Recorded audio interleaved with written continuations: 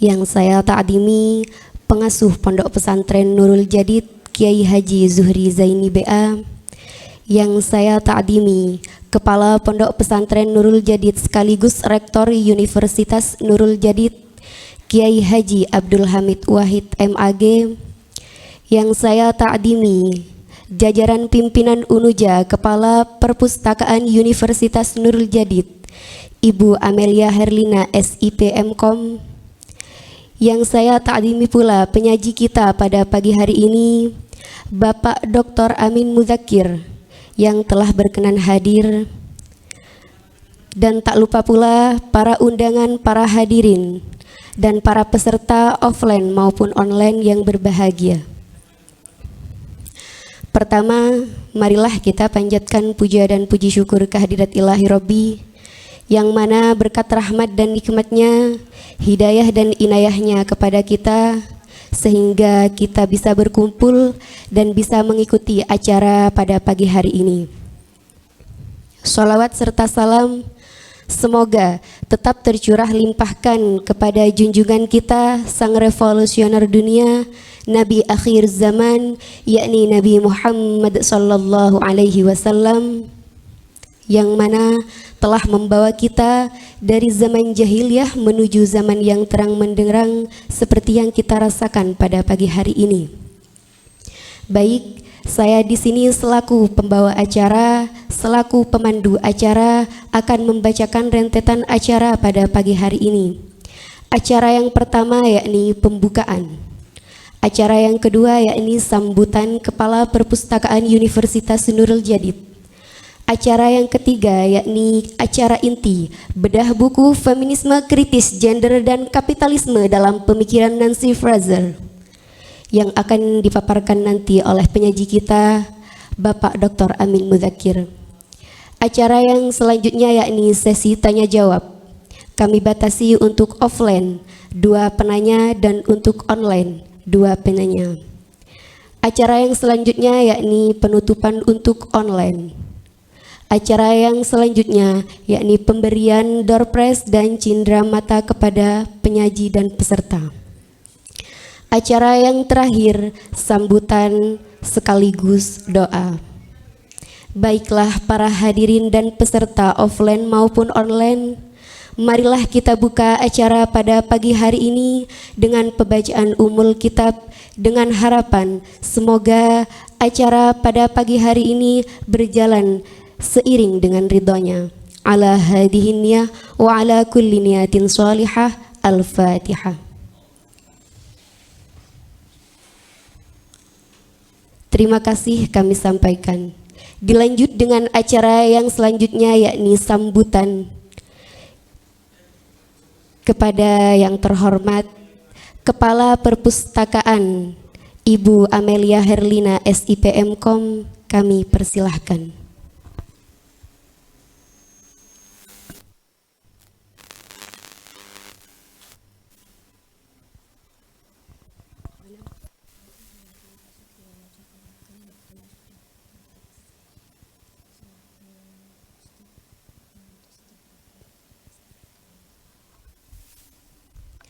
Mohon maaf diralat. Selanjutnya sambutan selaku staf rektor kepada Bapak Sugiono, kami persilahkan.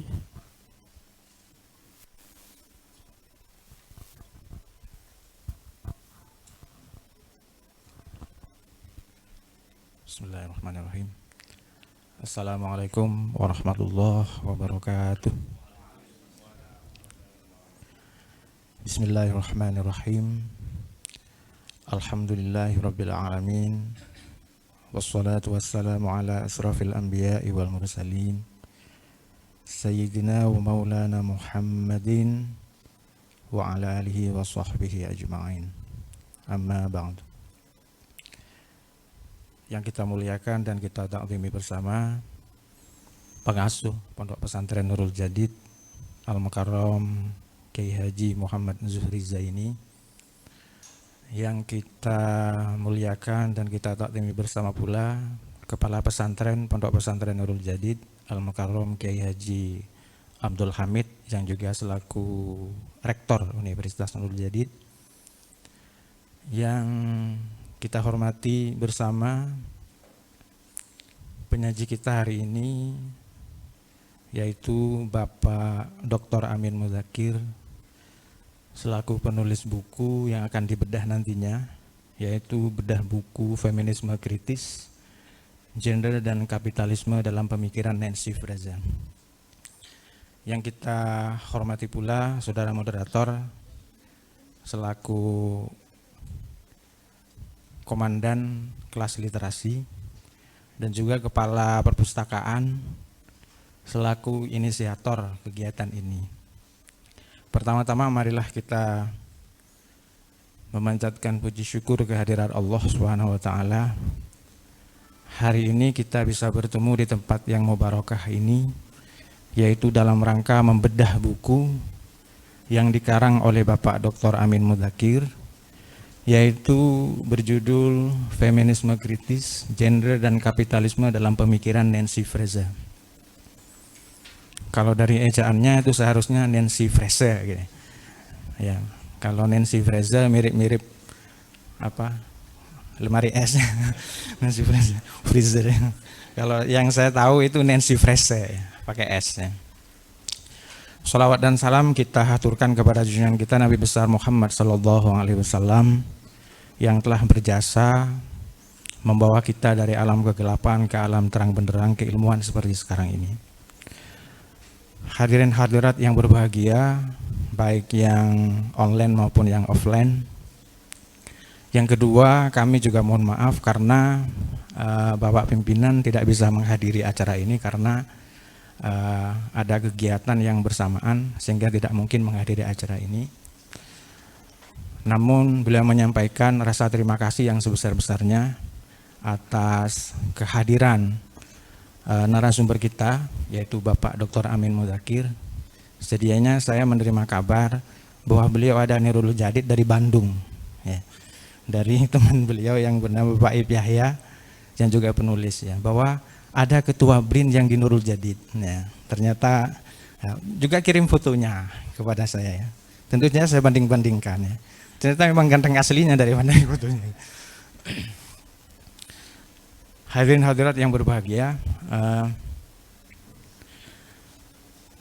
terkait kalau di Australia itu ada seorang nama akademisi yang hampir di dalam tulisannya itu dominan menyebut referensi dari Nancy Fraser, namanya Amanda Keddy.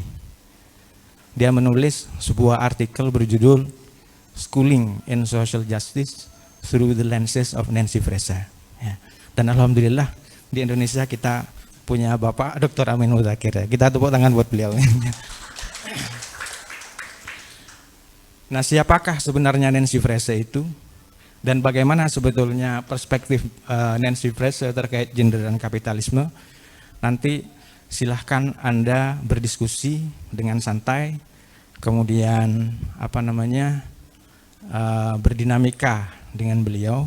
Harapannya tentu saja tidak hanya terjadi interaksi antara penulis dengan pembaca, tapi juga harapannya terjadi semacam, kalau harapan dari Nancy Fraser sendiri melalui Amanda Keddy, bahwa kegiatan semacam ini ada semacam kristalisasi pengetahuan baru yang harapannya nanti mungkin bisa menjadi referensi kita di dalam kita bernegara, berbangsa dan bernegara, di dalam kita bermasyarakat, dan mungkin di dalam kita berlembaga. Tentu saja kami ucapkan selamat berdiskusi, berdinamika, mengunduh pengetahuan-pengetahuan baru, semoga bersamaan dengan hidayah dan ridha Allah Subhanahu wa taala. Demikian yang bisa kami sampaikan, kurang lebihnya mohon maaf. Wassalamualaikum warahmatullahi wabarakatuh.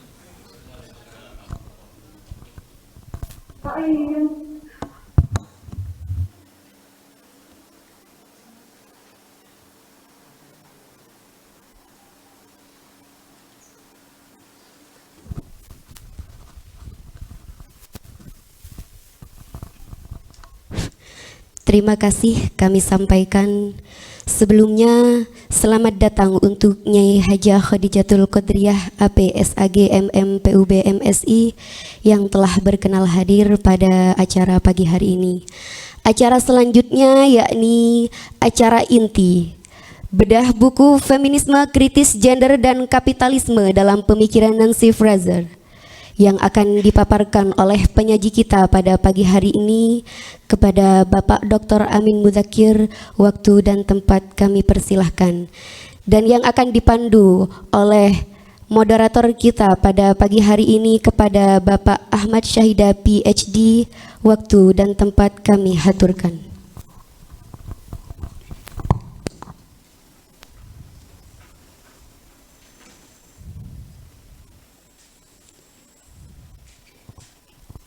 Assalamualaikum warahmatullahi wabarakatuh. Yang kita sama-sama takzimi masuk Pondok Pesantren Nurul Jadid Kyai Haji Zuhri Zaini, yang kita sama-sama muliakan Rektor Universitas Nurul Jadid Kyai Haji Abdul Hamid Wahid MAG, dan saya secara pribadi menyatakan terima kasih kepada Neng Ya yang telah bersedia hadir untuk mendorong literasi di Nurul Jadid agar tetap subur ke depan. Sebagai salah satu yang ingin menggerakkan dunia literasi di kampus kita, saya bersama para dosen di sini hadir, Pak Sigono, Pak Musafi, kemudian Ibu Zakia ya. Sangat senang karena bagaimanapun juga, meskipun tadi kami sempat berbincang dengan rekan-rekan dosen bahwa hari ini ada pergeseran mahasiswa lebih cenderung untuk membaca secara visual dibandingkan secara teks ya. Tetapi kalau ini dibiarkan ke depan, distraksinya terlalu besar ya, karena ada notifikasi yang akan mengganggu kita membaca. Oleh karena itu kegiatan ini diharapkan akan memantik lagi kegairahan membaca teks. Dan alhamdulillah kehadiran Pak Amin Mudzakkir ke Nurul Jadid ini juga mewarnai orang luar melihat kita. Ternyata kita ini luar biasa. Beliau memotret dari banyak sudut tentang Nurul Jadid. Misalnya kampus kita yang indah itu dilihat dari sawah, ternyata bukan hanya sebatas bangunan saja ya, tetapi juga dikaitkan dengan tembakau ya, bahwa musuh kita itu kapitalisme ya, mewah ya. Ternyata indah ya kalau sudah dimasukkan ke dunia media sosial ya, Neng ya. Saya merasa betul-betul kampus kita begitu besar, megah, tetapi kemegahan itu akan kosong kalau kemudian tidak diisi dengan kegiatan akademik.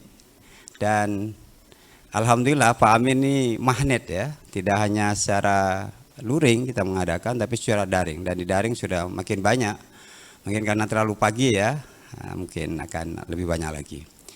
Secara singkat saya perkenalkan, beliau adalah Amin Mudzakkir, SSM Hum dan doktor ya. Ternyata di BRIN belum di ubah ya. Oh masih di LIPI ya, saya salah buka laman web ya. Masih ada ternyata ya. Terima kasih. Beliau status PNS, Pusat Penelitian Kewilayahan, masih ya, meskipun di BRIN ya. Disebut riset sekarang ya. Bukan penelitian, disebut riset ya. Oh ya, makin ke Inggris-Inggrisan ya. Golongan 4A pembina, masih 4A ya. Sudah naik dikit sebab sudah S3 ya. Kemampuan bahasa Inggris, sebenarnya ada bahasa Arab dan bahasa Tasik. Pertama saya ketemu di rumah Rafayat ya. Saya tanya apakah beliau dekat dengan rumah Roma Irama ya. Alhamdulillah sama Tasik ya. Yang perlu saya sampaikan terkait dengan Nancy Fraser ini adalah mengapa kemudian kita perlu menghadirkan bacaan-bacaan di luar turos. Ini penting sebab saya melihatnya sebagai santri kita sudah selesai membaca kitab kuning. Yang belum kita dilakukan secara sungguh-sungguh adalah bagaimana kita membaca teks luar, sebab pengetahuan yang sedang dominan itu adalah dari barat. Nah, dengan pemahaman secara utuh tentang diskursus Barat, jangan-jangan hanya perbedaan bahasa, tapi isinya sama saja. Misalnya ketika kita bicara tentang keadilan misalnya, apakah Adlun Kistun itu beda nggak konsep keadilan dengan Nancy Fraser misalnya? Sebab saya kalau baca selintas dan Pak Amin, buku-bukunya Fraser ada sebagian yang kami unggah sudah ke grup. Ya, ternyata di dunia digital itu sangat mudah mendapatkan bahan. Yang mahal itu bukan bahannya, saya pikir bacanya, waktu ya. Jadi waktu yang kita harus beli itu sekarang mahal ya, karena banyak dirampas oleh media sosial. Dan bagi pembelajar filsafat, Nancy Fraser ini seakan-akan membawakan gairah baru bagi kami. Sebab pembelajar filsafat selalu melihat diskursus ini dari perspektif Inggris, Jerman ya, Yunani lah klasik. Tapi ketika ada filsuf Amerika, kemudian ada cara lain menangkap apa sebenarnya yang terjadi pada hari ini. Karena dulu filsafat itu menjawab persoalan sehari-hari. Tetapi dilalah kemudian kenapa ketika kita bicara filsafat selalu langit yang diurus ya, buminya terlupakan. Oleh karena itu ketika Nancy Fraser hadir dan saya tertarik, tadi sempat saya jam 2:30 ya, pagi ya. Jangan tanya tahajud atau tidak ya kalau santri itu ya. Saya mengunggah bahwa ada kedekatan emosional. Ternyata dia menyebut bahwa jilbab ya, itu perlu dibela oleh Nancy Fraser karena itu keinginan orang untuk mengada, kira-kira begitu ya. Sebab ketika kita bicara keadilan, kata Nancy Fraser, ada dua kata kunci penting, yaitu rekognisi dan redistribusi. Jadi rekognisi itu pengakuan yang harus diberikan kepada orang karena orang menginginkan hak itu. Kan sesuai ya dengan nilai-nilai kita, hanya pilihan atau diksinya beda. Tentu Pak Amin akan jauh lebih secara terprinsip bisa menjelaskan itu. Yang kedua redistribusi. Nah ini kan menarik, konsep ini memang tidak disebut zakat misalnya, sedekah, infak. Tetapi ketika dia bicara tegaknya keadilan, harus ada pengahagian kembali, redistribusi kepada masyarakat agar kesejahteraan itu bisa dimiliki bersama. Saya pikir itu salah satu poin yang saya bisa tangkap dan memantik lebih jauh untuk membaca Nancy Fraser karena karyanya sangat banyak dan bisa dibaca ya karena di dunia digital berseliweran ya, PDF itu yang semakin banyak alhamdulillah semakin sering tidak dibaca justru ya, kita menumpuk-numpuk PDF akhirnya, jadi bukan pembaca tapi penumpuk PDF. Dan rekan-rekan sekalian, yang menarik adalah filsafat itu tidak hanya menyentuh isu-isu yang abstrak sebenarnya. Ini yang perlu ditekankan kepada mahasiswa. Sebab ketika pertanyaan dimunculkan kok filsafat sulit, tidak. Nah filsafat itu menanya, kamu senang nggak hari ini? Kamu bahagia nggak? Untuk senang dan bahagia itu apa yang perlu dilakukan? Tetapi karena spekulatif, makin abstrak, dan jarang dijangka oleh banyak orang. Nah mudah-mudahan dengan pertemuan ini, pikiran-pikiran filsafat itu bisa lebih dijangkau oleh halayak. Bukan berarti kita mau merendahkan kedudukannya sebagai ilmu, tetapi secara parsimoni pengetahuan tertinggi itu adalah bisa dipahami oleh publik. Ini tugas kita. Karena apa? Karena sarjana tidak hanya bicara dengan kelompoknya ya Pak Amin ya. Sarjana harus bicara dengan lebih banyak orang agar pesan-pesan kemanusiaan itu bisa disampaikan. Mungkin Pak Amin yang agak mengganggu adalah kata feminisme. Apalagi dihadapkan dengan pondok ya, ada segregasi ya, pemisahan ruang, apakah itu berlawanan dengan nilai feminisme misalnya atau tidak, padahal di pondok lain tuh lebih terbuka misalnya ya. Nah, dengan pembicaraan ini bukan kita sedang menggoyahkan sebuah kepercayaan atau keyakinan, tidak, tetapi jangan-jangan ada nilai lain bahwa kesamaan itu tidak harus seperti yang dibayangkan oleh feminisme. Oleh karena itu saya di Facebook merespon kedatangan Pak Amin ini. Di Python itu ada banyak bapak-bapak yang menggendong bayinya pakai jarit ya. Perempuan menyiram tembakau dengan timba ukurannya sama dengan lelaki. Jadi kalau dianggap tidak ada kesamarataan, saya pikir Nancy Fraser itu perlu ya, ya ke Python ya, bahwa kami telah mempraktikkan feminisme sejak lama. Termasuk nama saya Sahida itu mungkin orang tua lelaki perempuan itu sama saja ya. Jadi iya. Jadi muannas mudzakkar itu sebenarnya konstruksi sosial ya. Sebab kata anak perempuan saya itu harus dibedakan antara seks, jenis kelamin dan gender. Jadi seks itu dari Tuhan, gender laki perempuan itu dibuat oleh manusia. Perempuan harus begini, laki harus, itu sebenarnya sudah ditanyakan kembali apakah itu bawaan atau tidak. Oleh karena itu perlu kita juga belajar kepada Nancy Fraser yang ahlinya hadir di hadapan kita, dan mudah-mudahan bisa memantik lebih jauh bagaimana Nancy Fraser melihat feminisme, kemudian kaitannya dengan kapitalisme, karena itu penting ya bagi kita yang selalu melihat bahwa feminisme ini soal hanya kesetaraan saja, tapi lebih jauh ada efek kepada kehidupan ekonomi dan sosial masyarakatnya.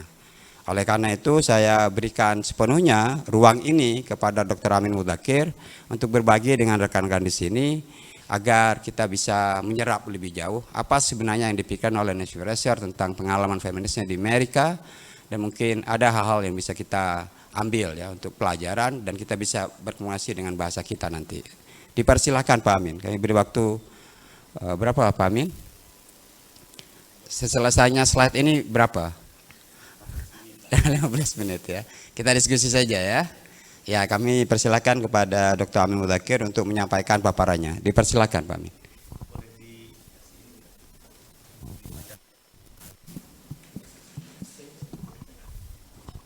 Baik, terima kasih Pak Ahmad Zahidah. Assalamualaikum warahmatullahi wabarakatuh. Pertama-tama saya ucapkan terima kasih setinggi-tingginya kepada pengasuh Pondok Pesantren Nurul Jadid, juga kepada Bapak Rektor, kepada para pengurus, kepada para dosen, sehingga saya diperkenankan untuk hadir dalam kesempatan yang sangat mulia ini ya. Saya sendiri sebenarnya sedang berada dalam satu penelitian sejak minggu lalu ya, dan saya sangat terhormat karena diberikan kamar yang sangat luas di atas itu. Saya kaget karena apa saya salah kamar gitu ya. Tapi ternyata benar sekali itu kamar saya, dan itu di atas bintang 5, bintang 9 itu.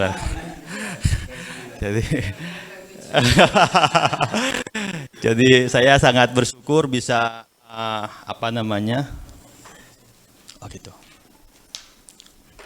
bisa diperkenankan untuk hadir dan bahkan menginap dan bisa berinteraksi secara langsung dengan para dosen, para pengajar, para kiai, dan juga para santri tentu saja, juga masyarakat sekitar. Jadi kami ini sebenarnya sedang melakukan riset mengenai green economy di pesantren ya, eko pesantren gitu. Jadi saya keliling-keliling sampai ke pantai, juga ke arah selatan, ke gunung-gunung itu, ingin melihat seperti apa sih Python itu ya. Melihat ke PLTU juga segala macam. Termasuk juga bagaimana di pondok masalah-masalah lingkungan itu dikelola ya. Nah, sejak awal saya berkomunikasi dengan beberapa teman, dengan Gus Fayad memang sudah kenal sejak di Jogja dulu ya. Juga di Jakarta dengan Pak Sahidah sudah kenal lama, cuma memang dulu baru di media sosial ya Pak ya. Nah, baru ketemu waktu di rumahnya Gus Fayad itu, dan langsung ditodong untuk melakukan bedah buku ini. Sesungguhnya ini buku ini belum terbit, jadi ini buku ini masih dalam masa pre-order sampai 29 Juni 2022 ini. Ini diangkat dari disertasi saya di Sekolah Tinggi Filsafat Yayakara akhir tahun kemarin. Saya berikan kepada redaktur di Gramedia Pustaka Utama lalu diterbitkan. Jadi ini bedah buku in absentia ya, jadi bukunya nggak ada, belum ada ya. Tapi nanti bisa dibeli ini buku ini. Ini masih dalam rangka untuk pemesanan sehingga memang belum bisa dihadirkan secara langsung. Oke, langsung dimasukin aja. Monggo, di mana? Nah, pada kesempatan pagi ini saya akan berbicara pada dua level ya. Pertama-tama saya ingin cerita mengenai proses proses kreatif lah mungkin ya, proses kreatif sampai muncul buku ini gitu ya. Ini kan kelas literasi ya. Saya ingin berbagi pengalaman bagaimana melakukan riset dan bagaimana menulis juga menerbitkan sebuah naskah gitu ya. Jadi bagi saya sekolah itu ya harus menulis dan harus menerbitkan karya tersebut gitu. Kalau cuma sekolah gitu ya, tamat S1, S2, S3 lalu setelah itu nggak dikenal ini ahli apa gitu ya, nggak pernah ada di Google tulisannya, nah, itu berarti dipertanyakan. Jadi bagi saya kelas literasi ini penting karena memacu kita untuk berkarya ya. Ini gimana cara menyambungkannya? Oh gitu, enggak, ini pakai ini soalnya langsung. Oke, jadi saya ingin cerita begini. Saya itu selesai S2 itu bulan Maret 2015. Nah, bulan Maret 2015 itu sebulan kemudian saya langsung kemudian daftar S3. S3 itu kan kalau nanti teman-teman semua sekolah lanjut begitu ya, S2, S3 itu nanti harus bikin proposal disertasi gitu ya. Saya ditantang untuk bikin itu ya, jadi saya diminta bikin disertasi, coba diinikan bagaimana caranya. Dalam waktu satu bulan. Nah, kebetulan nama Nancy Fraser itu, ini orangnya nih, udah sepuh ya. Dia kelahiran tahun 45 kalau nggak salah ya. Sekarang usianya sudah berapa? Belum 80 ya, belum 80. Nah jadi saya dalam waktu 1 bulan itu menulis proposal. Waktu itu saya baru membaca buku Nancy itu mengenai keadilan saja.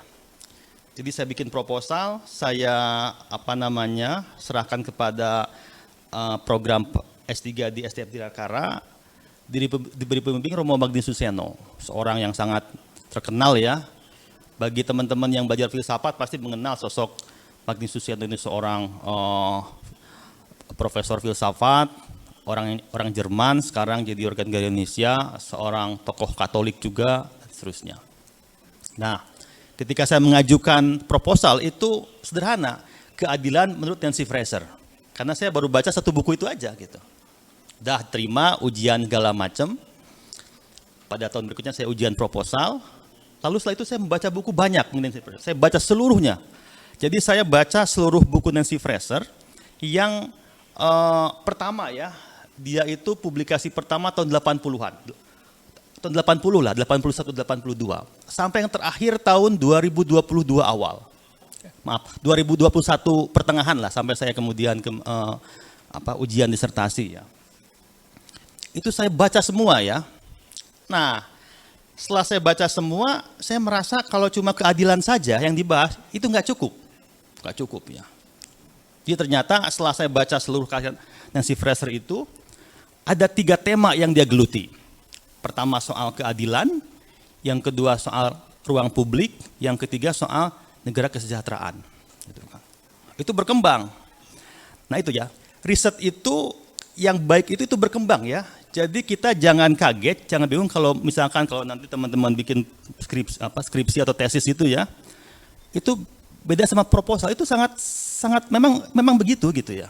Jadi kalau Anda bikin proposal, skripsi, tesis sudah tahu hasilnya, ya itu bukan penelitian. Itu namanya dukun. Sudah tahu akhirnya gitu ya. Penelitian itu kita belum tahu bagaimana akhirnya. Kita cuma baru tahu kerangka awalnya saja. Saya mau menulis gitu ya. Misalkan gini, saya mau ke Nurul Jadid gitu ya. Saya cuma tahu dari Jakarta itu saya baru tahu cuma harus turun di Surabaya begitu ya. Kemudian dari situ naik entah itu naik mobil atau naik kereta ke Probolinggo, lalu kemudian ke Nurul Jadid. Tapi bagaimana Nurul Jadid saya belum tahu gitu. Nah itulah sebuah penelitian seperti itu. Kita hanya tahu signpost-nya aja, titik-titik ya semacam navigasinya aja gitu. Tapi bagaimana di jalannya dan bagaimana di sananya kita belum tahu. Nah sebab di sini saya ketika awal itu ya cuma tahu Nancy ini masih Grambiang itu ya. Keadilan aja gitu. Nah setelah saya baca semua, ada berapa puluh buku dan artikel ya, saya baca secara ya itu perjuangan ya. Baca itu begini, baca itu kadang-kadang kita itu menghasilkan makna, ketika kita baca satu buku secara berkali-kali itu menghasilkan arti yang berbeda gitu ya. Jadi buku Keadilan Nancy Fraser ketika saya baca pertama kali itu hasilnya tuh A gitu ya. Setelah saya baca lagi kok jadi B gitu ya. Wah ini gimana ini gitu kan. Dan itu bagi Anda yang nanti kalau S2 S3 itu bikin lama itu. Karena kayak kayak terjegal gitu ya, ini gimana ya? Dan itu biasa memang. Berarti Anda berpikir itu. Kalau membaca itu sama terus hasilnya, berarti itu tidak membaca itu. Baca itu kan sebuah proses interaksi ya, dialektika ya antara teks dan kita sebagai pembaca. Jadi kalau misalkan kita baca hasilnya sama aja, berarti ya itu cuma baca-baca, enggak serius lah, bukan close reading gitu ya, bukan close reading. Saya dengar dari Pak Saida dan teman-teman itu di sini di Nujadid ada kelompok pojok surau ya, yang katanya membaca secara ketat. Wah itu kalau itu memang sebuah tradisi luar biasa ya, membaca ketat itu artinya juga membaca berulang-ulang ya. Apalagi sebuah teks filsafat itu nggak bisa dibaca sekali itu. Saya pernah ya semester di S2 itu membaca teks Politeia dari Platon itu ya, The Republic. Dalam bahasa Inggris ya, bukan dalam bahasa Yunani itu, bukan. Dalam bahasa Inggris. Itu rupanya cara bacanya itu mirip cara baca kitab kuning di pondok. Jadi kan Politeia itu dibagi atas korasan-korasan gitu ya. Itu ada nomornya. Jadi misalkan minggu ini kita membaca bab sekian, ayat sekian gitu-gitu. Dan dibaca secara harfiah. Si dosen itu, Romo Setio, alumni dari Sorbonne, dia baca secara harfiah, dibacakan bagaimana cara membacanya, dan kurang lebih bagaimana tafsir otoritatif mengenai itu gitu ya. Jadi jangan nafsir-nafsir seenaknya aja, ada otoritasnya nafsir itu. Jadi ini kadang-kadang filsafat itu dipahami sebagai berpikir bebas, sebebas-bebasnya itu. Bukan. Berpikir pada otoritasnya gitu ya. Jadi misalkan kalau Anda mengkaji sebuah buku, memang cara terbaik adalah selain kita membaca langsung pada buku itu, kita juga membaca penafsirnya ya. Jadi saya membaca para penafsir Politeia itu siapa aja, yang otoritatif, yang mutabaroh lah gitulah. Siapa gitu. Jangan asal dari mana entah gitu, itu pasti kurang bagus. Nah, saya sama ketika saya membaca Nancy Fraser juga saya mencari para penafsir Nancy Fraser gitu, supaya ada perbandingan antara cara saya baca dan cara orang lain membaca Nancy Fraser. Nah, itu penting ya. Jadi apalagi kalau teman-teman punya minat sejarah pemikiran ya, sejarah intelektual, itu kita membutuhkan pembanding. Jadi kenapa saya akan masuk 2015 tadi saya cerita ya. Ini baru selesai 2021 karena saya membutuhkan pembanding bagaimana orang lain membaca Nancy Fraser gitu. Kalau saya sendiri kan ya subjektif sekali ya, takut salah gitu. Dan itu pasti terjadi kesalahan itu. Makanya dalam filsafat, dalam ilmu sosial ada intersubjektif itu ya. Kita berusaha untuk mendialogkan apa yang kita baca dan apa yang orang lain baca gitu. Nah, semakin banyak kesamaannya berarti semakin valid, semakin otoritatif gitu. Kalau cara baca kita jauh beda sama yang dikatakan para penafsir yang serius, yang otoritatif, berarti cara kita baca itu dipertanyakan. Nah, kembali ke cerita ini. Kemudian saya membaca seluruh karya Nancy Fraser, keadilan, ruang publik, dan kesejahteraan. Ini kan 3 tema yang terpecah-pecah gitu ya. Kalau kita nulis karya ilmiah yang serius, itu harus dibikin sebuah konsep yang mengikatnya. Gitu ya. Nah, 3 ini apa yang mengikatnya gitu ya. Lalu baru pada tahun ketiga penelitian, mungkin tahun keempat penelitian, saya menemukan kata feminisme. Dulu saya nggak ada ide menulis tentang feminisme. Saya juga agak sedikit dianggap sedikit suka nyindir pada feminisme gitu kan. Ini tiba-tiba kok feminisme gitu ya. Tapi tak terelakkan karena bagaimana bisa kita memahami seluruh pemikiran ini si Ibu Nancy ini kalau kita tidak memulai dari hal yang paling mendasar dari pemikirannya, itu feminisme kritis. Nah, lalu saya memutar kembali langkah untuk membaca sejarah pemikiran feminisme sejak awal ya, sejak abad ke-18 gitu lah ya, 18, akhir abad ke-19, awal abad ke-20 sampai sekarang. Itu kan ada banyak tahapannya ya, ada gelombang pertama gitu ya, ada gelombang kedua, sekarang gelombang ketiga, bahkan keempat. Nah, itu makin lama. Jadi kalau ada teman S3 lama, saya bisa memaklumi. Memang capek S3 itu, capek. Memutar-mutar gitu ya. Memutar-mutar, betul itu. Jadi jangan sampai nanya kapan selesai, itu saru sekali tuh. Kapan selesainya? Wah, itu bikin hati itu kurang ini, karena itu pasti memutar-mutar. Saya misalkan awal-awal tidak terpikir mau mengkaji feminisme, tapi di tahun ketiga itu ya, kok harus feminisme? Saya muter kembali ke literatur mengenai feminisme, itu kan ada ribuan ya, ratusan. Nah, kita harus memilih yang paling pokok. Ada milestone ya, ada titik tonggak yang paling pokok. Jadi di semua ilmu itu ada buku-buku pokoknya gitu ya. Nah, itu harus kita baca itu. Saya baca itu dari mulai Mary Wollstonecraft yang paling awal itu pada abad ke-18 itu. Kemudian feminis awal abad ke-20, para feminis sosialis di partai komunis di Eropa ya, sampai ke era 50-an. Misalkan Simone de Beauvoir yang paling terkenal itu ya, feminisme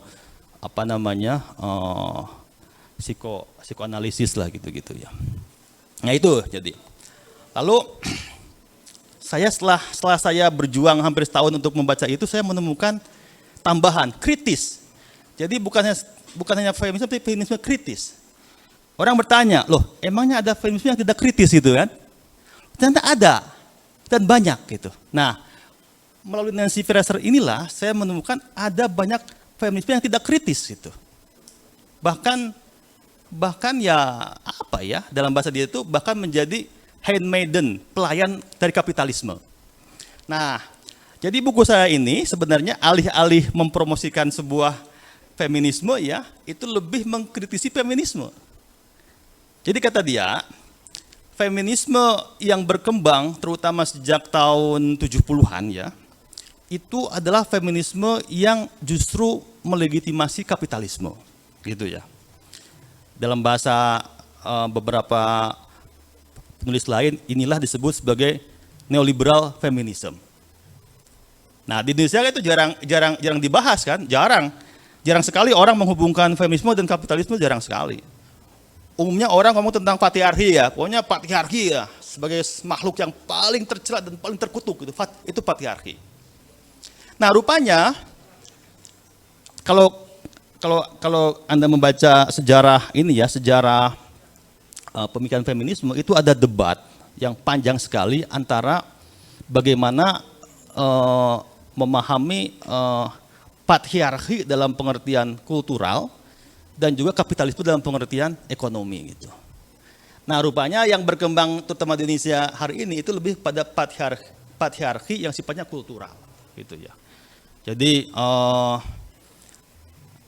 kalau Anda mengenal seperti aliran feminisme radikal, feminisme liberal gitu ya, itu umumnya adalah mereka yang bertujuan untuk melawan patriarkisme dalam pengertian kultural. Maka kemudian seringkali dia berbenturan dengan agama gitu ya, karena kultur itu kan juga agama kan, sistem atau tadi bahasa apa saya itu konstruksi bangunan sosial yang diciptakan oleh masyarakat tertentu gitu ya. Nah, termasuk hal-hal yang sebenarnya bersifat manner ya, etik tata cara ya. Tadi disebutkan seperti hijab gini ya. Mungkin kalau seorang feminis Amerika, feminis barat yang anti agama gitu ya, yang sekuler garis keras itu, ketika dia datang ke sini pasti dia berkata, wah, untuk ini hijabnya itu di tengah, bukan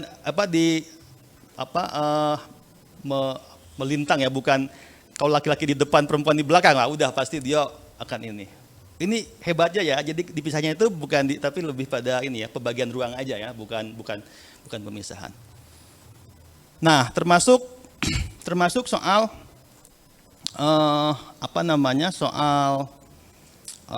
soal tadi disebutkan kerudung ya. Jadi ada satu skandal besar di Perancis mengenai pelarangan kerudung dan simbol-simbol agama kepada anak-anak SMP SMA. Itu baru 2004 itu. Jadi setelah rame-rame teror PTC itu, negara-negara barat kan mengeluarkan kebijakan-kebijakan yang bisa diyakini untuk menghadang Islam garis keras gitu. Maka muncullah kebijakan tadi pelarangan penggunaan simbol agama termasuk kerudung ya di mana di Perancis. Itu menimbulkan kontroversi. Para feminis itu terpecah. Sebagian yang liberal gitu ya mendukung itu. Wah, itu bagus karena hijab ini simbol ketundukan pada patriarkisme agama gitu. Yang lain menolak karena bagi mereka, loh, jangan-jangan justru orang itu sadar menggunakan jilbab secara rasional gitu. Dia memilih jilbab sebagai bagian dari pilihan bebasnya gitu. Dan juga pilihan yang sadar gitu. Sadar secara rasional dan juga sadar secara politis. Karena apa? Karena misalkan saya kemudian masuk ke dalam diskusi mengenai bagaimana feminisme di negara-negara muslim ya. Ada buku bagus dari Sabah Mahmud itu, Politic of Piety. Dia menulis kajian, dia riset S3 antropologi di Kairo di kalangan para akhwat. Para aktivis ikhwan muslimah, aktivis muslimah ikhwanul muslimin lah gitu ya. Jadi sementara para feminis itu menyinyiri mereka, wah ini orang-orang yang tertundukkan oleh Islamisme gitu. Nah, si Nancy itu masuk ke dalam, dia etnografi selama setahun lebih gitu. Dia sendiri dia sendiri sangat sekuler ya, orang perempuan muslim Pakistan, tapi dia riset mendalam gitu ya. Dia mengikuti seluruh kegiatan keseharian perempuan aktivis akhwat ini, dan dia menemukan bahwa justru dengan mengenakan jilbab, bahkan nikob ya, bahkan nikob itu kan cadar gitu ya, dan terlibat dalam kegiatan keagamaan, mereka justru mendapatkan liberasinya. Jadi liberasi itu kata Nancy itu, kata Sabahmu yang juga dikutip oleh Nancy ya, itu bukan keluar, bukan bebas dari, tapi masuk ke dalam agama, itu liberasi gitu. Itu pemanaannya begitu. Nah, dari diskusi itu kemudian saya melihat, oh Nancy ini keren, karena bagi dia pokoknya adalah justru banyak sekali feminisme neoliberal ya, itu karena mereka terfokus pada masalah-masalah kultural ya, akibatnya jatuh pada stigma terhadap kelompok-kelompok yang memang secara kultural berbeda dengan mindset atau kerangka berpikir orang-orang di barat gitu ya. Nah itu, jadi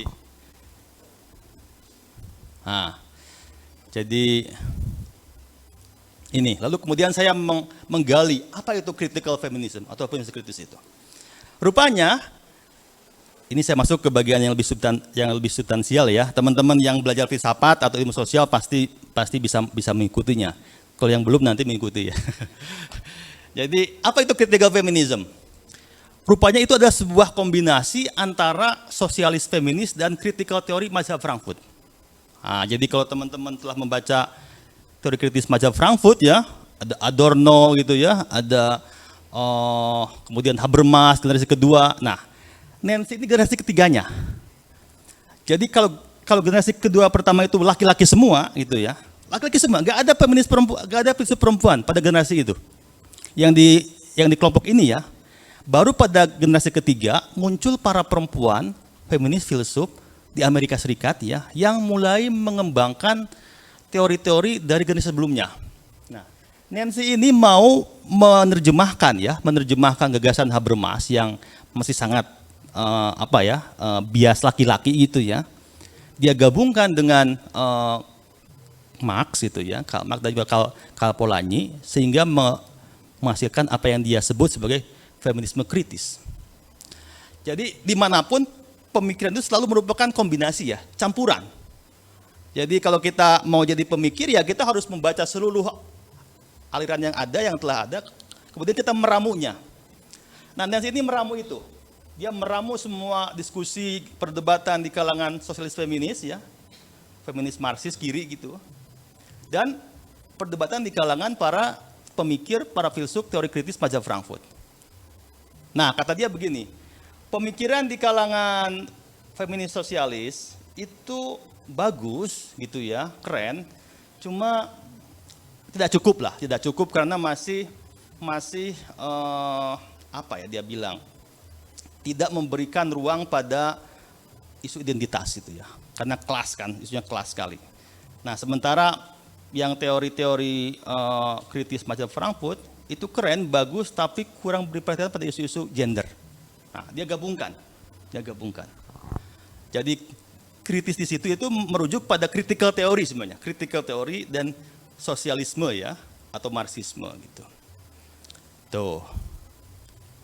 Nah, saya akan masuk sedikit ke tema-tema Tadi di awal saya bilang ada 3 tema. Ada 3 tema yang diperbincangkan oleh Nancy Fraser itu. Pertama adalah keadilan, justice ya. Kemudian ruang publik. Kemudian ketiga welfare state atau kesejahteraan.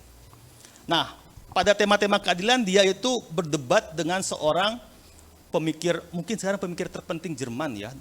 Namanya Axel Honneth. Dia ini sekarang menduduki jabatan direktur sekolah Frankfurt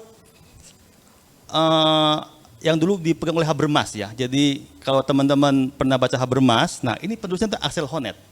Seorang laki-laki ya, Jerman, udah sepuh juga. Dia berdebat dengan Axel itu untuk mengetahui, untuk menerjemahkan bagaimana konsep-konsep teori kritis itu diterjemahkan dalam situasi sekarang, kontemporer itu ya. Nah beda pendapat. Menurut satu pokok yang dikemukakan oleh Nancy begini. Keadilan itu sekarang itu terlalu banyak ngurusin soal identitas. Multikulturalisme gitu kan, minoritas gitu kan. Pokoknya tentang bagaimana keberbedaan itu diakui. Itu aja diurusi. Makanya kalau teman-teman di kuliah ya di dalam buku-buku ilmu sosial humaniora lah ya secara umum sejak tahun 70-an itu yang diurus itu adalah tentang keragaman kultural, kemajemukan. Itu aja terus-menerus tentang bagaimana orang minoritas ini diakui dalam negara bangsa ya, dalam komunitas negara bangsa. Entah itu komunitas berdasarkan etnis, agama, bahkan orientasi seksual, gitu kan. Wah sekarang kan soal LGBT kan ramai sekali kan, dan kita dipaksa ya, dalam arti dipaksa harus mengakui itu gitu kan. Meskipun saya sendiri sebagai orang yang dihidupi dari tradisi keagamaan kan masih ada ya gimana ya gitu-gitu kan, kok belum bisa menerima begitu saja kan gitu. Kita punya kerangka normatif yang belum bisa menerima, apalagi kalau pernikahan sejenis ya, wah jelas itu Romo Magni Susiono pun itu menolak itu. Jadi kalau Anda ditanya orang terus merasa tidak setuju ya bilang aja nggak setuju dengan alasan tertentu ya, bukan suatu yang harus merasa wah nanti nggak dianggap progresif gitu ya, nggak usah, bilang aja nggak setuju gitu ya. Tentu dengan alasannya gitu ya. Jadi, nah ini pentingnya filsafat itu justru kita memberikan kita satu kerangka untuk menjawab pertanyaan-pertanyaan yang seringkali, apalagi santri itu kan seringkali ini kan orang-orang santri itu seringkali diasumsikan sebagai kelompok yang secara intelektual itu konservatif gitu ya. Nah kita tuh perlu membalas itu ya dengan filsafat gitu. Kita rebut filsafat itu, kita baca ulang dengan cara kita gitu. Makanya saya 12 tahun sekolah di filsafat ini ya untuk itu sebenarnya ya. Saya masuk S2 itu 2010 sampai 2015. Saya S2 itu lama, 5 tahun. Bukan contoh yang baik ya. Saya 5 tahun, langsung S3 7 tahun. 12 tahun saya S2. Nah itu. Nah, kata Nancy itu sementara itu saat yang sama isu keadilan dalam pengertian redistribusi itu terlupakan. Jadi bagaimana harta sumber daya dibagi di antara warga negara itu dilupakan. Jadi orang ngurusi aja soal bagaimana mengakui hak minoritas gitu-gitulah ya. Kebinekaan, kemajemukan. Kata Nancy itu tidak salah, tapi bukan satu-satunya. Masih banyak isu-isu lain soal ekonomi politiknya, soal bagaimana mendistribusikan sumber daya alam gitu ya, soal bagaimana membagi harta publik lah kepada warga negara, itu terlupakan. Nah itu kata Nancy. Yang kedua soal keadilan ini dia mengkritik teori-teori keadilan yang terutama hanya berbasis negara bangsa. Bagi dia, lalu bagaimana dengan nasib para pengungsi, ya? Orang-orang Rohingya itu kan gimana nasibnya itu? Mereka sudah terusir mereka kan dari Bangladesh gitu ya, karena kolonialisme mereka masuk ke dalam Myanmar, terusir dari kampung halamannya gitu kan. Di sini pun mereka tidak diterima, lalu mereka harus berharap pada siapa gitu. Dan secara normatif, teori-teori keadilan itu selalu merujuk pada negara sebagai pemutus akhirnya gitu. Kata dia itu ya bagi kalian yang warga negara yang telah ini, tapi bagi para pengungsi gitu ya, bagi para pencari suaka, bagi para imigran TKI yang nggak punya dokumen itu gimana itu? Kan banyak ini orang-orang Indonesia itu yang berangkat ke Malaysia, ke Saudi itu kan visanya itu bukan visa kerja, visa turis. Lalu setelah 3 bulan mereka nggak punya hak untuk tinggal sebenarnya. Masa iya mereka kemudian boleh sewenang-wenang diusir gitu ya, di penjara itu. Persis pada hal seperti itulah Nancy mengajukan sebuah konsepsi keadilan yang sifatnya transnasional, atau dia bilang pasca Westphalian. Nah ini soalnya. Oke. Yang kedua soal ruang publik. Nah di sini Nancy Fraser itu membahas berbagai macam teori ruang publik liberal, terutama pada Habermas ya, yang menurut dia itu mengabaikan 4 hal. Pertama, mengabaikan soal ketimpangan sosial di ruang publik. Yang kedua, mengabaikan soal kemajemukan kultural. Yang ketiga, memisahkan ketat antara privat dan publik. Yang keempat, memisahkan ketat antara masyarakat sipil dan state dan negara. Nanti saya diminta anak-anak PMI itu ngomong ini nih, sipil, state dan state. Saya nggak tahu ngomong apa. Nah, kata Nancy itu justru ketika konsepsi teori mengenai masyarakat sipil dan negara itu dipisah sedemikian rupa gitu ya, atau antara publik privat dipisah sedemikian rupa, itu berdampak buruk terutama pada perempuan. Misalkan begini ya, misalkan ketika ada KDRT ya, kan gini, dalam konsepsi di Barat itu ada 3 hal yang merujuk pada privat, itu ada 3 hal. Pertama soal seks, yang kedua soal uang, yang ketiga soal agama. Gitu. Jadi kalau orang ngomong, oh itu privasi gitu, itu privasi, nah itu menyangkut itu. Seks atau kehidupan intim di rumah, di rumah ya. Yang kedua soal uang, yang ketiga soal agama. Tiga hal itu nggak boleh ditanyakan, nggak boleh dipublikasi gitu ya. Nah, dampaknya apa? Dampaknya karena dianggap itu adalah barang hal privat, maka ketika ada masalah di situ, itu nggak boleh dipublikasi. Gitu. Ketika ada KDRT misalkan ya, itu kan urusan domestik, nggak usah lah diselesaikan secara baik-baik saja, gitu-gitu kan. Nah itulah persis. Jadi ketika privat dan publik itu dianggap sebagai sesuatu yang dipisah sedemikian rupa, muncullah masalah ketidakadilan. Banyak lah ya, saya cerita banyak hal di situ. Nah, intinya teori ruang publik yang ada, kata Fraser itu, tidak mencukupi untuk memahami keragaman keragaman kehidupan manusia, terutama yang dialami oleh perempuan dan kelompok-kelompok marginal ya. Tuh. Nah, terakhir soal negara kesejahteraan. Ini konsep yang mungkin anak-anak sekarang tidak pernah dengar ya. Apa itu negara kesejahteraan? Nah, kalau teman-teman semua membaca buku ya sampai tahun 70-an itu banyak. Ini istilah yang dulu itu lazim. Tapi sejak 80-an ke sini ini hilang dari perpustakaan, hilang itu istilah ini. Karena apa? Karena ini dianggap suatu yang membebani negara gitu. Jadi negara dianggap tidak perlulah memberikan insentif kepada warga negara karena dianggap mahal ya. Nah, dalam konteks gender saya mau cerita soal gender ya. Itu ada dualisme antara laki-laki sebagai pencari nafkah ya, atau caregiver istilahnya, sebagai breadwinner, dan perempuan sebagai pengasuh, caregiver. Nah, tadi Pak Saidah telah cerita tuh di bagian awal mengenai laki-laki yang memakai jarit, naik motor dan menggendong anak gitu. Itu kan caregiver kan, merawat ya. Dan perempuan yang di sawah dengan bawa jerigen atau cangkul untuk menyiram. Itu kan sebuah fakta yang mengacaukan bayang kita mengenai laki-laki itu adalah pencari uang di luar rumah ya, mencari nafkah, dan perempuan di dalam rumah ngurus anak, ngurus orang tua gitu-gitu. Nah, di barat itu sangat kuat ini. Sampai sekarang bahkan di barat ya, itu kerangka berpikirnya adalah laki-laki itu ya pencari nafkah gitu. Sehingga apa? Sehingga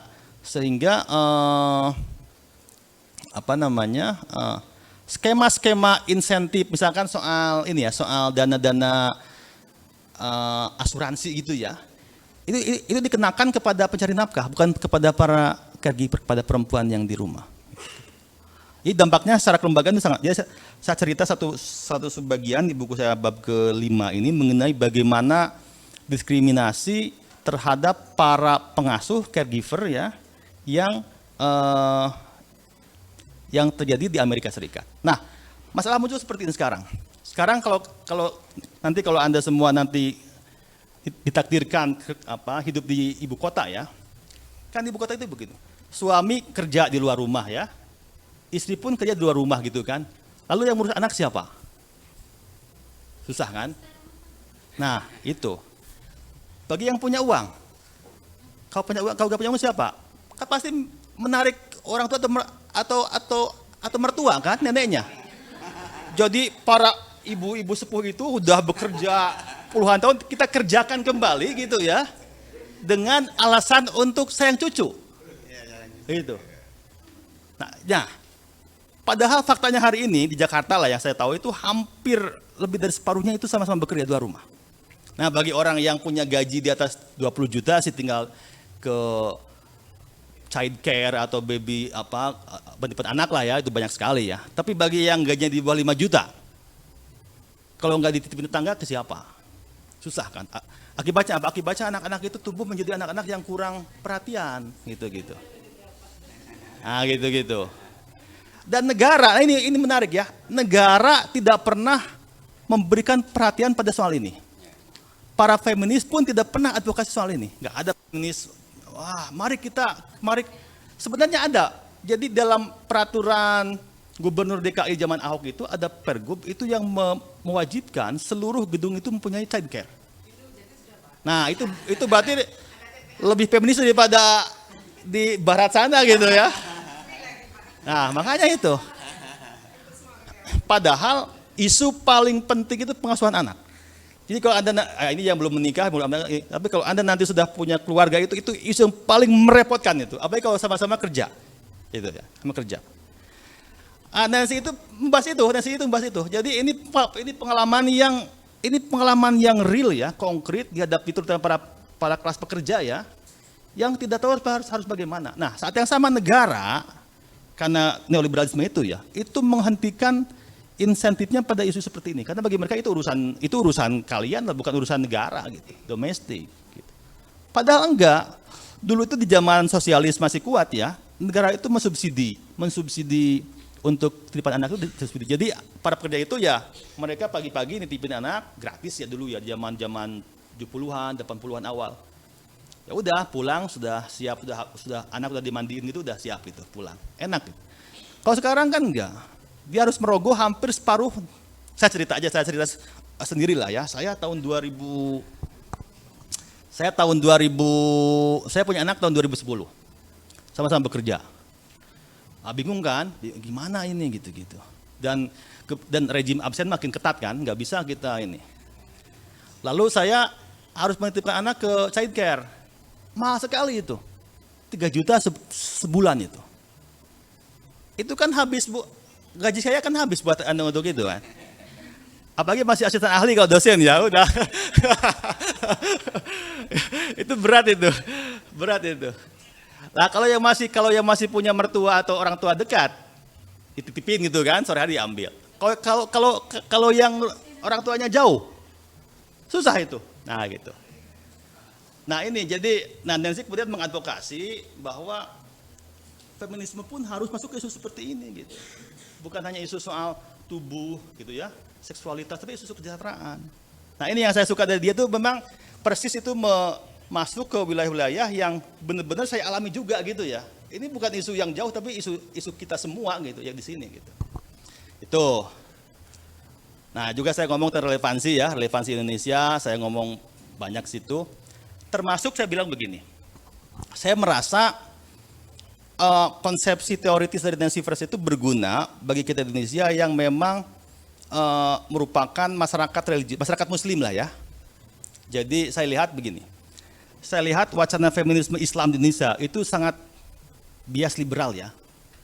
Jadi yang diadvokasi, ya itu bukan salah, tapi tidak cukup dengan itu gitu. Makanya yang diadvokasi lebih pada kesetaraan dalam pengertian kesetaraan seksual ya, bukan kesetaraan sosial gitu ya, atau ekonomi gitu ya. Jadi bagaimana laki-laki perempuan itu setara secara seksual. Nah, itu sesuatu yang mungkin sangat urgent bagi perempuan kelas menengah atas, gitu ya. Di mana mereka ingin menampilkan dirinya ke ruang publik tanpa ada hambatan dari entah itu suami atau bapak atau keluarga gitu.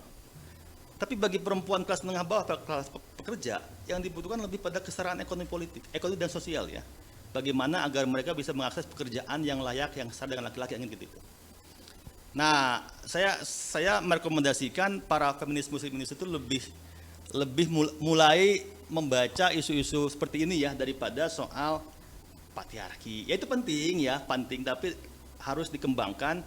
Jadi kita mungkin harus gini bahasanya, harus memikirkan patriarki itu tidak hanya dalam kerangka relasi antara bukannya dalam relasi gender ya, tapi juga dalam konteks relasi ekonomi gitu ya. Jadi yang membuat kita sulit ini bukan hanya laki-laki dalam pengertian yang esensialis, tapi juga negara yang abe gitu ya, industri yang tidak berpihak gitu, dan kapitalisme yang memang menyebabkan ini semua terjadi gitu.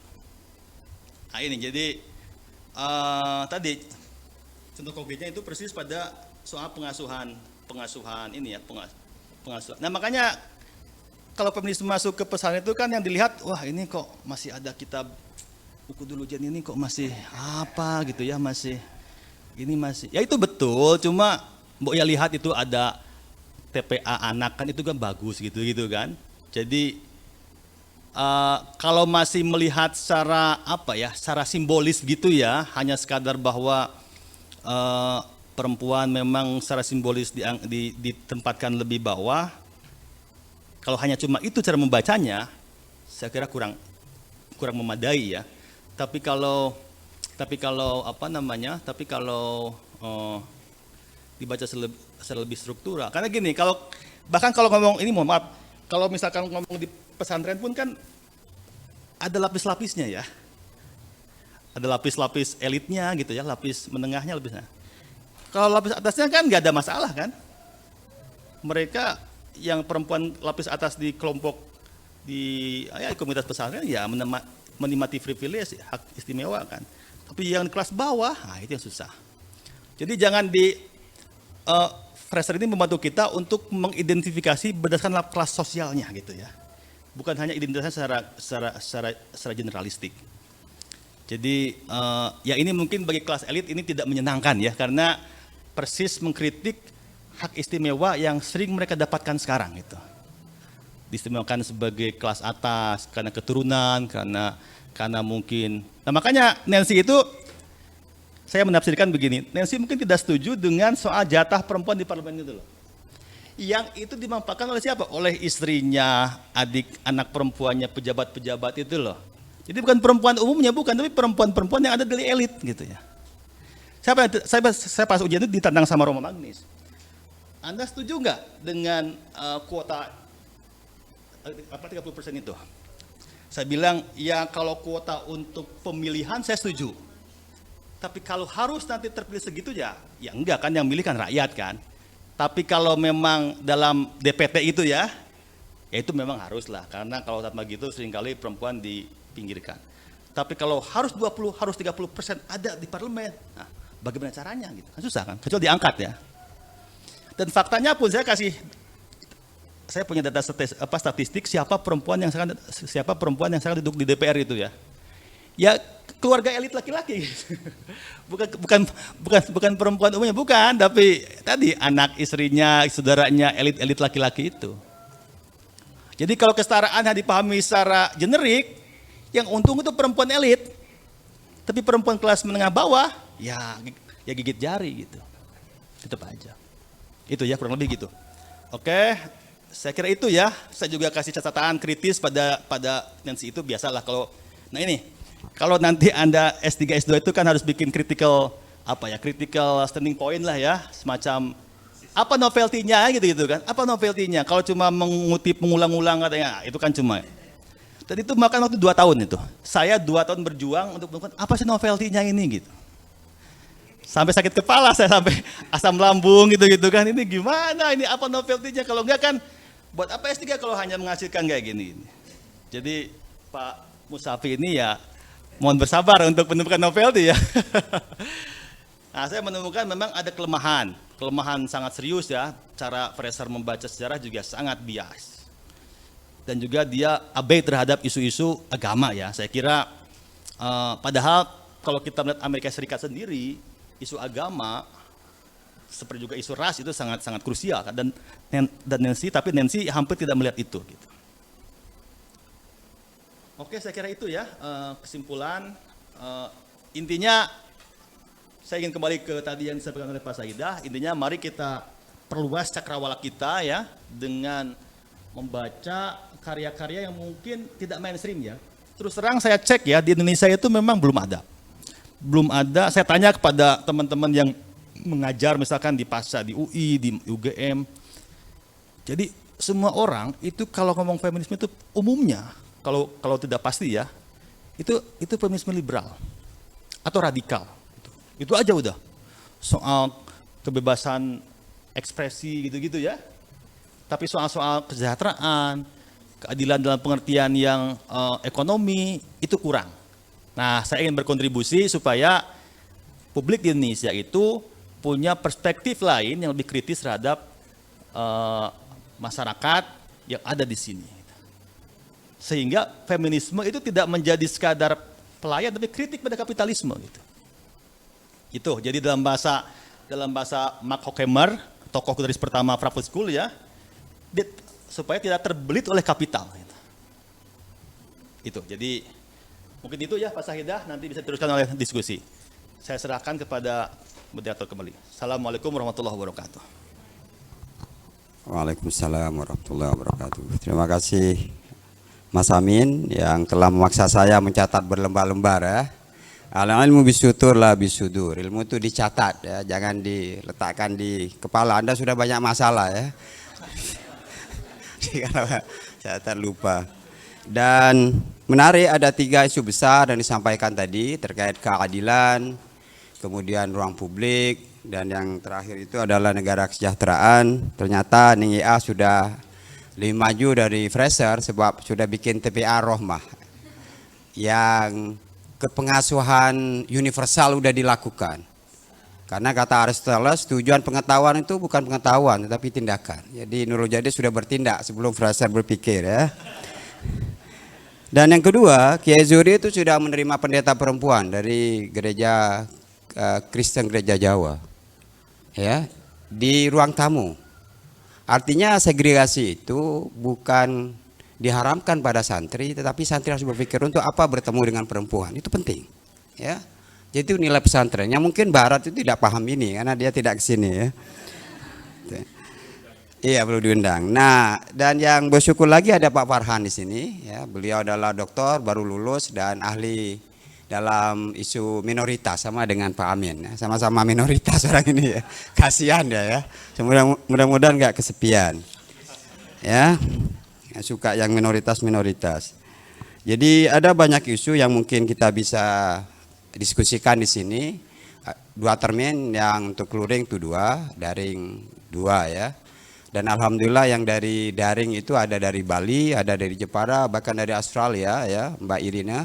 Saya sebutkan karena dia perempuan ya. Biar feminisme. Oh, istrinya dengan. Minta maaf saya. Oh, yang jadi monis di beliau tuh. Wah, berarti saya belum kenal banget. Ya, maaf Mbak Irina ya, terima kasih. Oh, tidak Arab ya namanya ya. Sekuler berarti ya.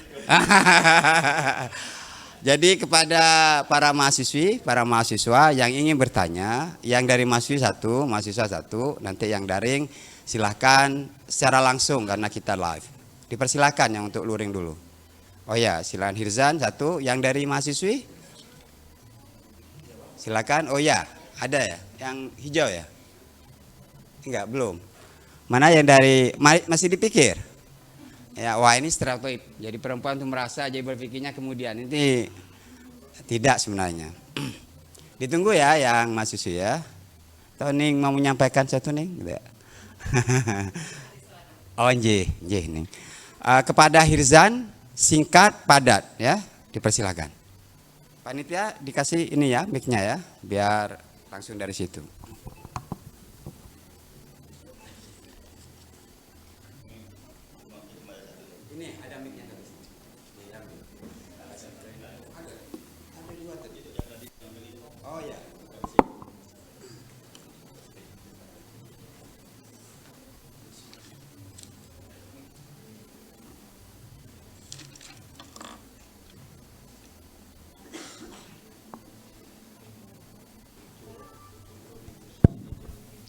Bismillahirrahmanirrahim. Assalamualaikum warahmatullahi wabarakatuh. Sebelumnya kami sampaikan terima kasih kepada moderator yang telah memberikan kami kesempatan untuk bertanya. Pertanyaannya juga cukup singkat dan mudah. Mengapa Bapak Amin Mudakir tertarik untuk mengambil pemikiran dari Nancy Fraser atau mengambil pemikiran dari tokoh-tokoh Barat? Mengapa tidak mengambil pemikiran-pemikiran dari Timur Tengah seperti Aminah Wadud, Fatimah Mernissi, yang mereka banyak mengkritisi ulama-ulama yang bias gender dalam menafsirkan teks-teks agama seperti penafsir Ibnu Jarir At-Tabari, kemudian Imam Al-Qurtubi dan banyak lagi. Karena kan dan ada salah satu pemikir yang cukup unik ya. Biasanya kalau pembahasan tentang gender itu dampak dari ketidaksetaraan gender itu akan berdampak pada kekerasan seksual. Tapi ada salah satu penulis atau pemikir namanya Nawal El-Sadawi, mungkin tidak asing. Dia menulis novel yang menceritakan tokoh Firdaus yang memilih hidupnya untuk banyak melakukan aktivitas seksual dengan alasan untuk melawan budaya patriarki gitu.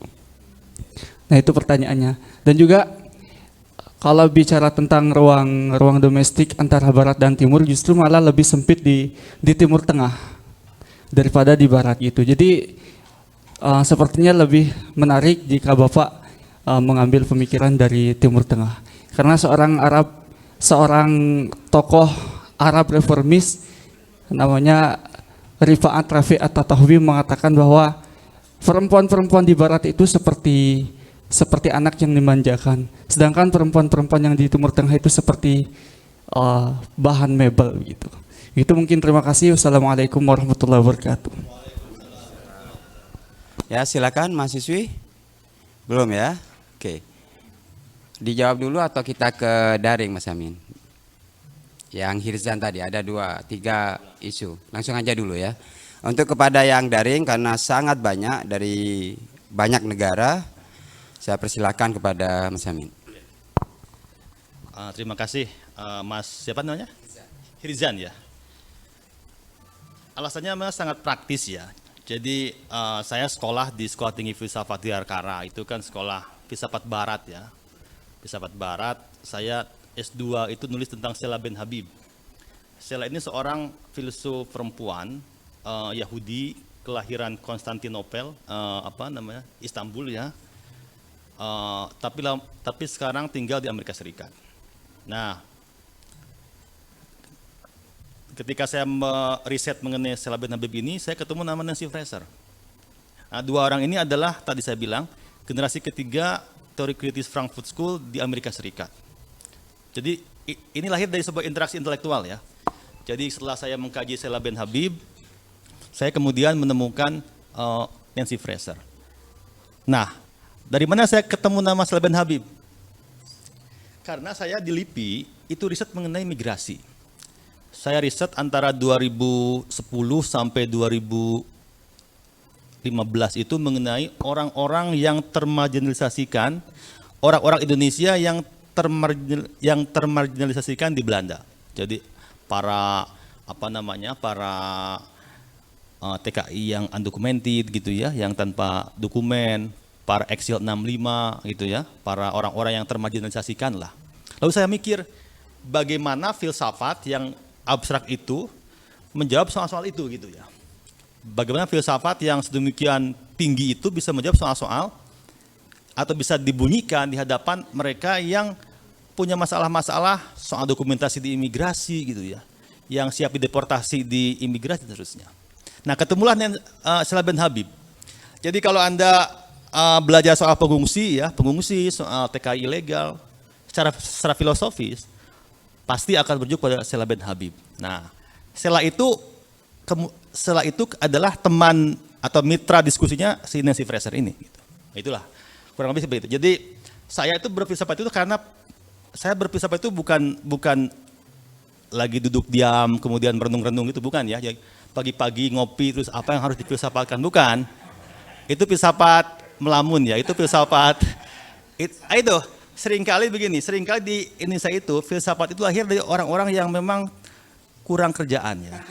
Jadi mungkin telah punya banyak uang gitu ya, terus di sore hari mereka bikin teh manis gitu ya sama bakwan atau apa terus mikir, terus melamun-lamun sampai dengar Roma Irama gitu kan. Ini filsafatnya apa gitu-gitu kan? Makanya filsafat yang kita paham itu filsafat yang sangat esoteris ya, sangat indah gitu, indah sekali kan, yang tentang mirip pepatah-pepatah itu, pepatah-pepatah yang orang-orang tua itu, kayak gitu-gitu. Kalau saya enggak, saya ini ketemu orang-orang yang siap deportasi di Belanda itu. Terus saya harus ngomong apa nih secara filosofis gitu ya. Masa saya harus ngomong menurut Hegel gitu. Ini susah nggak? Ini nggak masuk. Nah muncullah nama Sheila. Nah dari Sheila kemudian saya ketemu si Nancy Fraser. Nah selain itu saya kira mungkin juga soal kemampuan bahasa. Saya terus terang nggak bisa baca teks bahasa Arab. Jadi bahasa itu ya. Kenapa pula saya memilih filsuf Amerika Serikat, bukan filsuf Jerman atau bukan filsuf Perancis atau apa namanya? Ya itulah kalau nggak Jerman Perancis. Memang di SDF itu orang harus membaca teks aslinya, teks. Jadi kalau Anda menulis tentang Hegel gitu ya harus dari teks bahasa Jerman. Kalau teks bahasa Inggris ya dianggap terjemahan gitu ya. Pernah ada orang nulis tentang seorang filsuf Italia terkenal. Georgi Agamben ya, itu kan bahasa Itali ya, tapi udah terjemahkan dalam bahasa Inggris. Kurang begitu di ini ya, karena kok ada terjemahan gitu. Nah, saya langsung ke penulis yang dalam bahasa Inggris memang gitu. Karena kalau saya mengkaji filsuf Prancis atau Jerman, saya memang harus punya syarat bisa bahasa itu gitu. Kalau saya mau mengkaji filsafat Islam, itu minimal harus ngerti kalau nggak Arab ya bahasa Persia. Itu pasti itu. Jadi jangan mengklaim ngerti filsafat Islam kalau nggak ngerti Arab atau Persia itu. Jadi itulah, jadi bahasa itu memang syarat ya. Jadi atau filsafat Cina gitu ya, Tiongkok, terus nggak bisa bahasa Mandarin ya, itu kan ya cuma klaim aja gitu. Makanya memang saya kemudian memilih ya karena saya hanya bisa bahasa asing bahasa Inggris, ya sudah saya memilih yang berbahasa teks bahasa Inggris gitu. Itu ya jawabannya. Semoga menjawab. Sambil menunggu mahasiswa bertanya, oh ada, oh ya, silakan. Oh ada yang perempuan, silakan yang perempuan. Ladies first ya, perempuan yang melawan ya, kata ketua BEM kemarin. Ya silakan. Ya, nama dan singkat ya.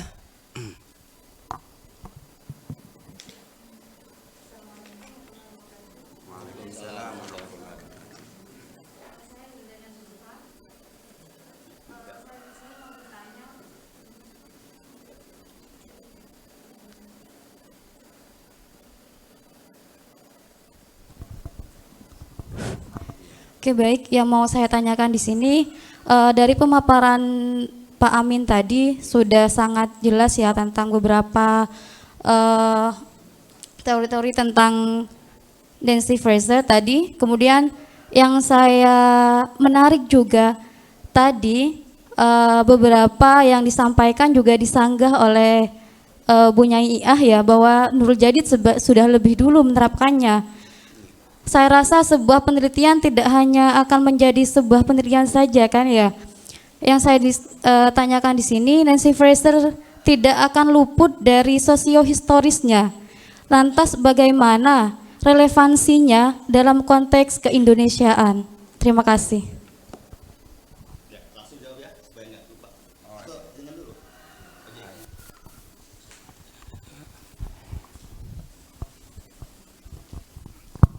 Terima kasih Pak Dr. Amin. Pak Sahidah dan teman-teman. Alhamdulillah saya mengapresiasi atas tulisan ini karena sebagaimana ditanyakan penanya yang pertama tadi, kenapa enggak mengkritisi Aminah Wadud dan seterusnya. Saya justru menganggap karena ini sebuah disertasi pasti harus mengangkat sesuatu yang orisinil ya. Jadi saya sangat mengapresiasi ini. Tapi kembali kepada pertanyaan sebagai katakanlah sebagai saya di sini pendengar ya. Saya melihat di sini yang ditulis oleh Nancy Fraser itu mengkritisi tentang feminisme dalam mainstreamnya, tentang klasik dan seterusnya. Kenapa kok terjebak ke itu aja, pemikiran tentang klasik, diskriminasi kelas dan seterusnya itu. Tapi dia lebih kepada kapitalisme dan masalah ekonomi. Yang saya tangkap itu ya, yang mungkin keterbatasan saya.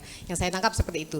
Tapi di satu sisi, kalau kita memahami keseluruhan feminisme yang berkembang selama ini, kalau kita balik tadi yang disampaikan bahwasanya tentang feminisme ini akan menguntungkan strata tertentu, artinya untuk middle sama elit tidak ada masalah seperti itu kan. Tapi untuk kalangan yang bawah katakanlah seperti itu, mereka juga nggak akan meributkan ini ketika sibuk dengan mencari nafkah, anggap seperti itu ekonomi. Nah, tapi ketika kita kembalikan kepada pemikiran awal tentang perdebatan ini, bagaimana pemandangan perspektif laki-laki dan perempuan, kalau kita kembalikan seandainya ini kita kembalikan kepada posisi tadi disampaikan bahwasanya di barat dan di timur tengah itu yang lebih bermasalah seperti itu kan. Tapi kalau ini kita kembalikan utuh, ketika di timur tengah menganggap bahwasanya pencari nafkah itu murni pure hanya laki-laki dan perempuan tidak punya beban itu, maka otomatis kan beban kepengasuhan dan sebagainya itu tidak menjadi masalah bagi perempuan ketika dia dicukupi secara nafkah. Jadi ketika seperti ini yang diangkat, berarti masalah ekonomi apa yang harus diangkat? Kalau katakanlah masalah ekonomi sudah terselesaikan, berarti kan tidak ada ketidaksetaraan antara laki-laki dan perempuan karena semua melaksanakan kewajibannya secara baik-baik saja sehingga tidak menimbulkan masalah baru. Jadi ini seperti berputar-putar menurut saya. Ketika kita mengangkat ekonomi, kenyataannya perempuan memang dituntut itu untuk mencukupi keluarga, katakan seperti itu, harus turun tangan juga gitu. Tapi ketika ini dicukupi, artinya kan sebenarnya sama-sama tercukupi, artinya kalau tercukupi otomatis perempuan nggak perlu untuk menuntut hak dan seterusnya karena kepengasuhan dia terpenuhi juga karena nafkahnya sudah terpenuhi. Jadi mungkin itu yang bisa saya sampaikan karena di satu sisi Nancy Fraser ini mengangkat ekonomi, tapi di sisi lain kalau itu terselesaikan kemungkinan ada pemahaman yang sama yang tidak akan mengganggu ketidaksetaraan. Mungkin itu. Terima kasih. Sebelum ke Pak Musyafi, saya persilakan untuk merespon dua isu yang disampaikan peserta. Saya ingin yang terakhir dulu ya, supaya ini. Itu juga menarik ya, jadi kalau misalkan suami telah mencukupi nafkahnya gitu ya, istri telah memenuhi kewajiban, lalu apa masalahnya gitu. Udah dikasih uang gitu ya, udah dikasih ini, udah dikasih rumah, mobil, istri udah mengurus anak, terus apa masalahnya feminisme ini gitu kan. Nah, tapi ternyata manusia itu tidak pernah puas ya. Jadi misalkan konsep me time itu ya, me time itu kan sekarang jadi satu ikon kan, me time. Jadi Fraser itu nanti baca di bab keempat di buku saya ya. Itu dia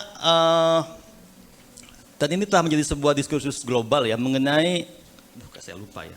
Jadi ada satu standar seseorang itu dikatakan apa namanya? Dikatakan setara gitu ya, setara.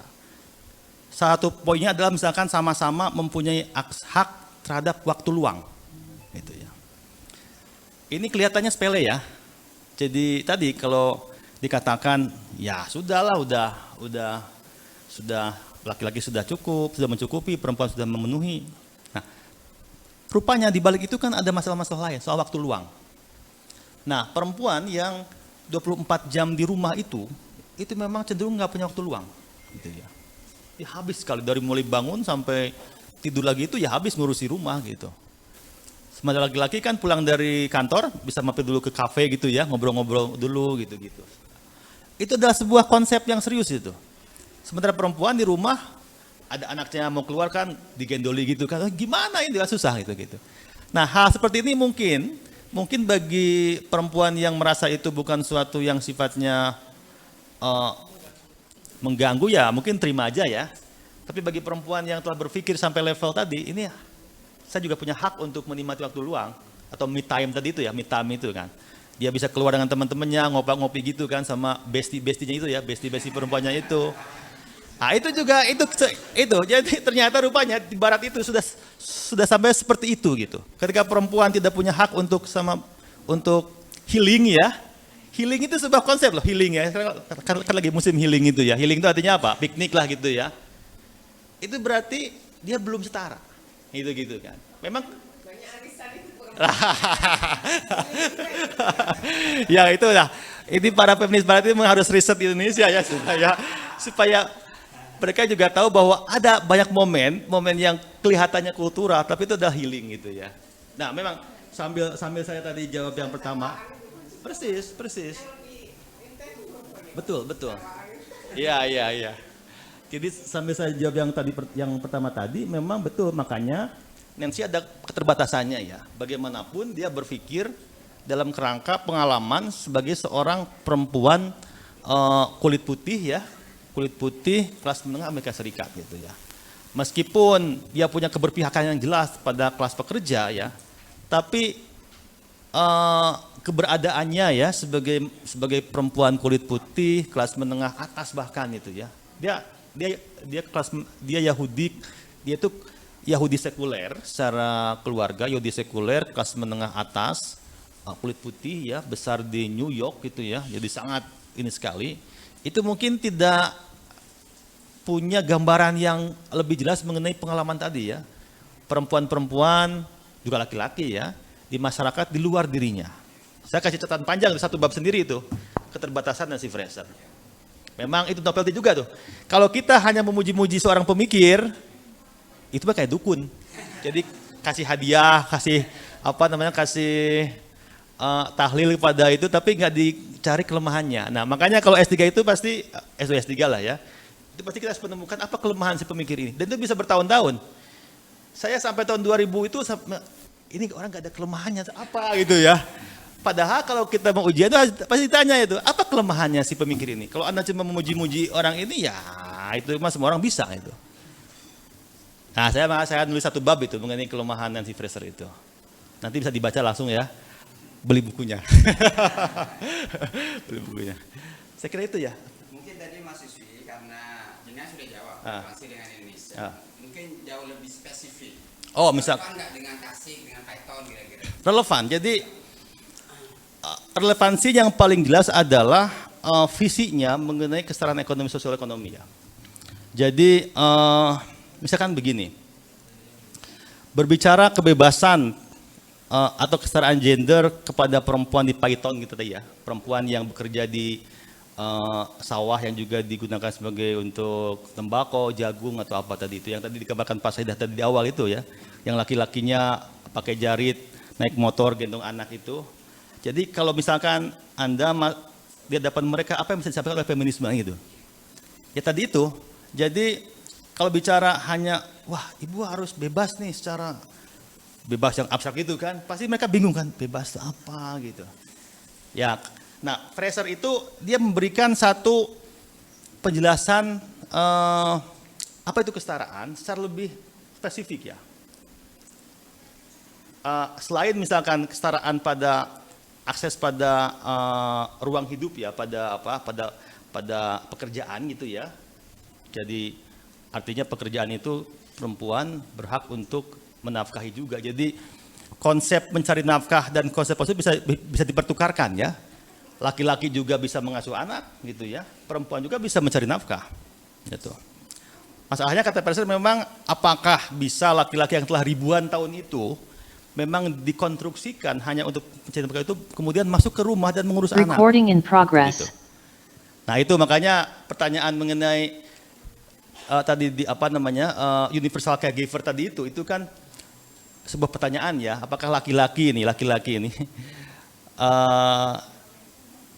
mau nggak atau siap nggak misalkan ketika Ketika tiba-tiba istrinya tuh bilang gini, istrinya tuh, wah menikah gitu kan, tiba-tiba istrinya tuh, wah saya mau sekolah ke luar negeri gitu-gitu kan. Atau ke Surabaya lah, jangan jauh-jauh, ke Surabaya, tinggalkan gitu kan. Mau nggak seperti itu?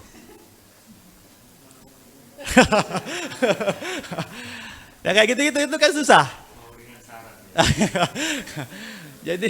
jadi makanya sebenarnya salah tantangan dinasti itu bisa nggak laki-laki gitu yang telah selama ribuan tahun berevolusi menjadi laki-laki yang hanya makhluk pencari nafkah itu mengerjakan tugas-tugas domestik seperti perempuan. Bisa, tapi tentu dengan sebuah perjuangan yang sangat berat sekali. Jadi kalau perempuan memang telah dibentuk untuk secara kultural itu memang mengurusi ini ya, jadi bersih-bersih di rumah, beres-beres rumah gitu. Laki-laki itu enggak, itu mah kemproh kan. Kalau dan masyarakat pun memaklumi kalau mereka kalau rumah itu kotor, terus laki-laki semua, wah cowok biasa gitu-gitu. Tapi kalau perempuan kotor, wah udah rusak lah itu. Nah ini kan saya lagi riset mengenai itu. Saya kemarin diperkenankan untuk masuk ke asrama putri kan, rapi sekali. Alhamdulillah. Sama Gus-Gusnya saya diantar bukan sendirian ya. Itu rapi sekali ya, bersih gitu. Lalu saya masuk ke asrama putra di situ, wah beda itu, beda. Iya, saya makanya ini saya bingung ini mau menuliskannya gimana ya kok perempuan ini kok bersih? Apa karena femininitasnya gitu ya, sehingga secara by nature itu mereka tuh cenderung memang untuk suka bersih-bersih ya. Beda sama di asrama putra itu, aduh mas, tong sampah juga berjatuhan gitu-gitu ya. Saya kemudian berpikir dalam kerangka gender gitu ya, apakah iya gitu-gitu ya. Tapi faktanya memang begitu kan. Di mana-mana kalau saya di pesantren, komplek perempuan umumnya lebih rapi, lebih bersih daripada komplek laki-laki. Karena memang mereka terbiasa untuk tadi caring ya, caring lingkungan, caring domestic spare gitu, caring ya kamar, caring barang-barang.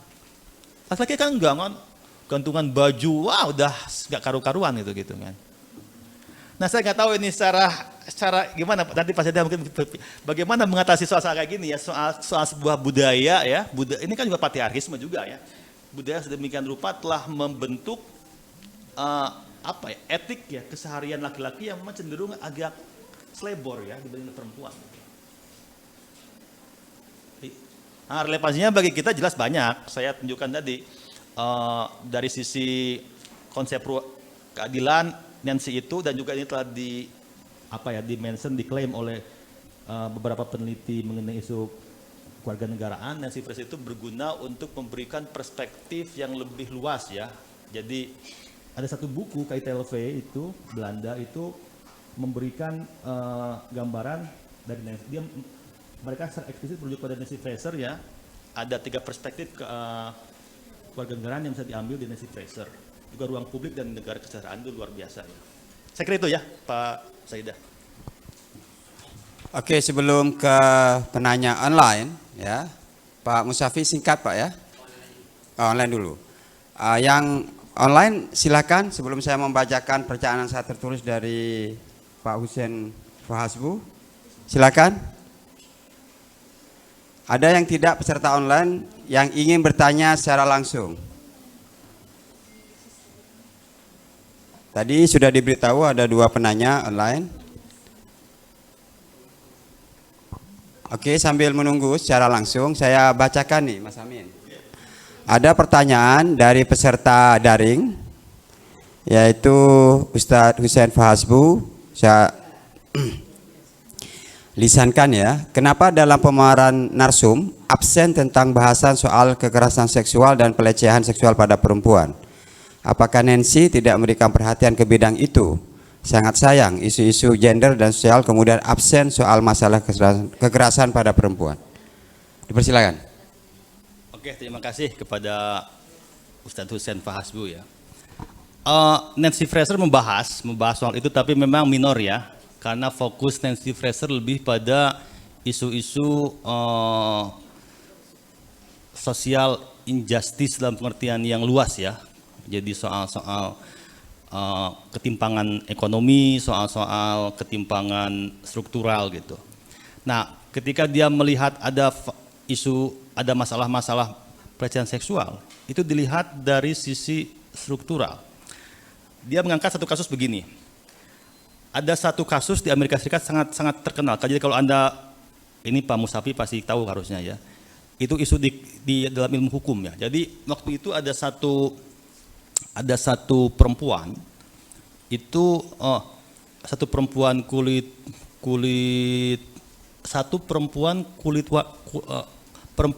putih ya, itu ngomong ke publik, saya dilecehkan oleh jaksa agung laki-laki kulit hitam gitu. Wah, rame kan. Nah, itu 1 minggu sebelum pelantikan. Jadi namanya Clarence Thomas, dia seorang jaksa agung kulit hitam terpilih ya. Nah, persis 1 minggu sebelum dilantik itu ada seorang perempuan itu mengaku ke publik, saya bekas sekretaris pribadinya, saya dilecehkan, seksual harassment gitu ya, dan saya meminta ini dibatalkan, pelantikannya tersebut. Wah, itu publik Amerika tuh heboh sekali. Lalu DPR Amerika itu bersidang untuk memutuskan apakah atau tidak. Bahkan ada semacam jejak pendapat ke publik. Nah, si Clarence tentu menyanggah kan, wah ini nggak benar, ini pasti dia sentimen karena saya kulit hitam gitu ya. Ini kan yang ini kalau perempuan kulit putih gitu kan, pasti dia sentimen anti kulit hitam gitu. Jadi lucu, jadi kasusnya itu kan di Amerika isu ras sangat kental ya. Ini ada perempuan kulit putih mengaku dilecehkan oleh kulit hitam yang secara ekonomi lebih tinggi statusnya. Nah, debat ramai sekali. Akhirnya bersidang dan si Thomas ini menang, tipis sekali. Jadi kalau nggak salah itu 49 mengatakan dia harus ditolak, 51 itu harus diteruskan gitu. Jadi kata dia begini, ini membuktikan bahwa orang kulit hitam pun gitu ya, karena dia punya posisi sosial ekonomi yang lebih tinggi, dia bisa menggunakan itu untuk melindungi dirinya dari tadi kasus-kasus kayak tadi ya. Jadi masalahnya kata dia masalahnya bukan sekadar hitam atau putih, tapi juga soal kelas ekonomi itu. Jadi uang itu bisa membuat orang yang tadinya itu secara kultural dianggap rendah menjadi tinggi gitu ya. Kan kesannya kan kulit hitam itu lebih miskin gitu ya, kemudian kulit itu lebih kaya gitu. Nah, dalam kasus ini enggak, kulit hitamnya ini seorang jaksa agung punya posisi dan ya tentu dia punya kekuasaan ya. Itu bisa memenangkan opini publik. Gitu ya. Jadi intinya apa? Intinya ini soal power, soal kekuasaan. Jadi makanya yang harus dikritik itu adalah soal bagaimana kuasa itu disalahgunakan. Jadi bukan soal laki-laki atau perempuan ya. Perempuan pun kalau misalkan dia punya power gitu ya, ya bisa melakukan itu terhadap perempuan lain yang lebih rendah, yang lebih lemah gitu. Nah, jadi Nancy itu lebih punya intensi, lebih punya lebih punya fokus pada isu-isu bagaimana struktur itu mempengaruhi tindakan sosial gitu. Daripada sekadar soal kulit hitam, kulit putih atau tadi soal mayoritas dan mayoritas gitu. Karena apa? Karena minoritas pun gitu ya, itu kan secara kultural ya, tapi kalau secara ekonomi dia mayoritas pun bisa melakukan sebuah tindakan yang bersifat tidak adil gitu. Memang dia jadi sangat ini ya, menjadi sangat deterministik ya, memang cenderung deterministik karena menempatkan kelas sebagai pokok gitu daripada yang lain-lain gitu. Demikian kurang lebih ya, semoga menjawab. Oke, tinggal satu penanya secara daring, mungkin Ibu Irina mau bertanya kepada Bapak enggak? Ya, istrinya ada di Australia ya. Saya tanya langsung saja. Oh ya, ada yang langsung saja, mau tanya langsung aja ya. Silakan peserta yang lain secara daring, tinggal, ya. Kalau tidak ada, oke, saya. Dipersilakan siapa? Oh ya. Ada Duratul Hikmah. Oh ya, Silakan Duratul Hikmah. Ada Pak Sofyan, ada saya. Ini siapa dulu nggih? Ya. Ya, silakan. Nama dan pertanyaan singkat padat. Disilakan. Baik, saya dulu ya Pak ya. Terima Ya. kasih atas kesediaan waktunya. Baru saja saya membaca tulisan Bapak Amin Mutakir tentang feminisme sebagai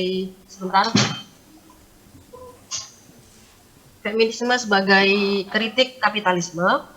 Di situ dijelaskan bahwa kritiknya Nancy dijelaskan bahwa itu adalah neoliberalisme, dan dijelaskan juga beberapa sejarah munculnya neoliberalisme, feminis neoliberalisme.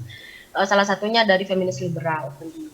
Dan saya curiga bahwa munculnya feminis neoliberalisme ini jangan-jangan juga berdasar dari feminis cultural atau cultural feminism. Di 2010 dulu ada isu tentang cultural feminism yang dimunculkan oleh Carol Gilligan kalau tidak salah, dan saya mengangkat tema tersebut sebagai tugas akhir saya dulu di 2010. Dan di situ memunculkan si Gilligan memunculkan bahwa sebenarnya kekuatan perempuan itu tidak perlu berkuar-kuar untuk mendapatkan jabatan yang sama atau level yang sama dengan laki-laki, akan tetapi sisi femininnya dari perempuan itu merupakan sebuah kekuatan dari perempuan sendiri. Salah satu yang saya ambil contoh di situ ada perempuan Jawa, di mana dia punya kekuatan penting di samping suami sebagai istri, dan juga sebagai peran-peran perempuan di Jawa itu sebagai peacemaker salah satunya, kemudian juga caregiver sebagaimana yang disampaikan oleh Bapak Amin tadi. Dan itu kecurigaan saya sih Pak, saya ingin bertanya langsung kepada Bapak sebagai narasumber, jangan-jangan seperti itu neoliberalisme ini juga berasal, atau munculnya neoliberalisme ini berasal dari cultural feminism. Terima kasih, itu saja. Assalamualaikum. Terima kasih, pertanyaan menarik. Jadi feminin itu adalah kekuatan. Betul sekali Bu Duratul Hikmah ya. Ya, jadi persis ketika saya S2 pun saya melakukan kritik pada Carol Gilligan ini. Jadi kalau Anda nanti belajar feminisme, itu akan ketemu seorang psikolog perempuan namanya Carol Gilligan. Wah, terkenal sekali itu teori perkembangan moral ya. Nah, itu memang cenderung dipahami secara kultural. Jadi itu esensialistik. Jadi artinya begini, seolah-olah kesannya seolah-olah perempuan itu memang punya karakteristik diri yang berbeda gitu ya, itu saja. Dan itu memang sudah itu sesuatu yang harus kita terima sebagai sebuah fakta gitu ya. Nah, memang persis dari sinilah muncul satu interpretasi lebih lanjut bahwa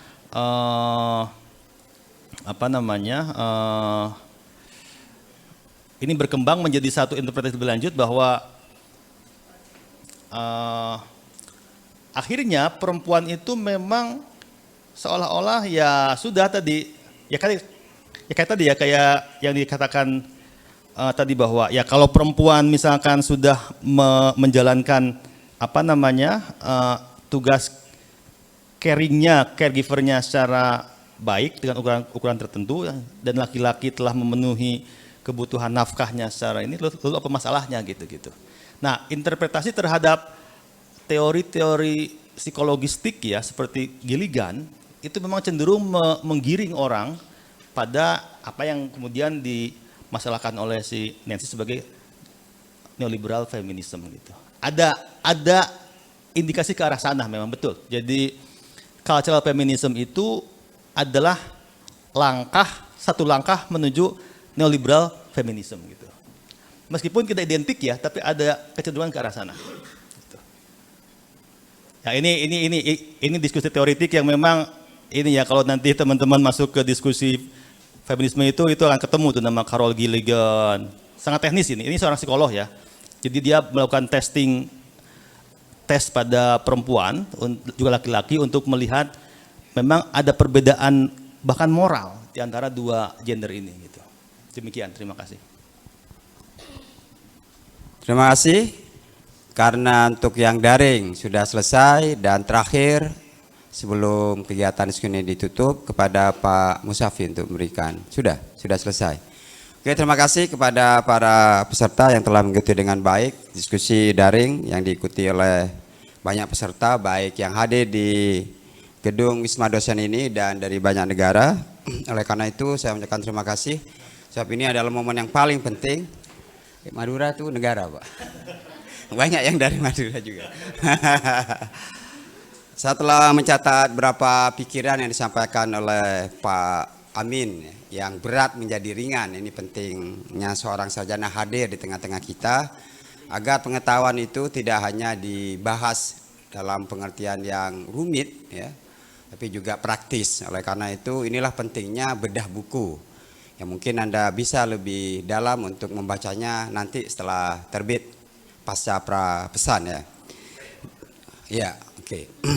Selain itu perlu disampaikan bahwa saya mempunyai banyak catatan karena secara emosional dan intelektual saya dekat dengan apa yang disampaikan. Bahkan yang terakhir Carol Gilligan misalnya, karena saya mengajar etika dan filsafat, saya meskipun melihat Carol dikritik, tapi bagi saya ada pernyataan Carol yang menyentuh saya. Kenapa charisma, ya, sebuah aliran etik yang merupakan perempuan itu sosok penting, bahwa kebaikan itu lahir dari ketulusan dan itu lahir dari seorang ibu. Dan pengalaman saya, ibu itu sanggup 24 jam tidak tidur karena anaknya sakit dan suaminya pasti tidur.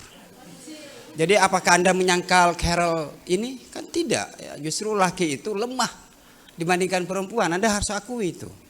Anda bisa nggak tidur 24 jam sementara nanti istri Anda itu berjaga ingin memastikan agar anaknya itu yang sakit itu? Kan berarti Anda harus belajar kepada perempuan. Iya. Betul nih ya. Bahkan bapak-bapak ini penakut memang nih ya. Oke, itu saja yang saya bisa sampaikan agar kita langsung kepada acara terakhir. Saya akan terima kasih kepada kehadiran para mahasiswa-mahasiswi terutama NIA yang telah memberikan dukungan luar biasa agar dunia literasi di Universitas Nurul Jadid dan secara umum di Pondok Pesantren Nurul Jadid tumbuh subur dan berkembang. Dan saya juga terima kasih kepada Dr. Amin yang telah bersedia menghabiskan waktunya di tengah kesibukannya sangat luar biasa dalam penelitian dan secara keilmuan juga sangat luar biasa. Oleh karena itu sebelum saya tutup saya mohon maaf kalau ada kata-kata yang tidak enak didengar dan mari kita akhiri diskusi ini dengan bacaan hamdalah alhamdulillahirabbil alamin.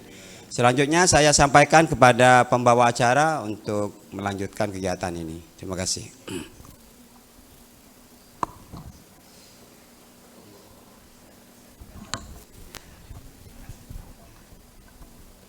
Terima kasih kepada penyaji atas paparannya yang sangat luar biasa.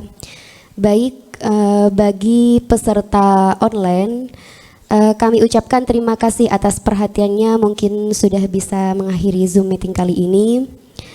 Dan selamat beraktivitas kembali. Kami lanjut live kami. Acara selanjutnya yakni pemberian door prize spesial kepada para peserta yang telah berani bertanya. Kepada Mas Hirzan dan Mbak siapa? Wildana Zulfa, kami persilahkan maju ke depan.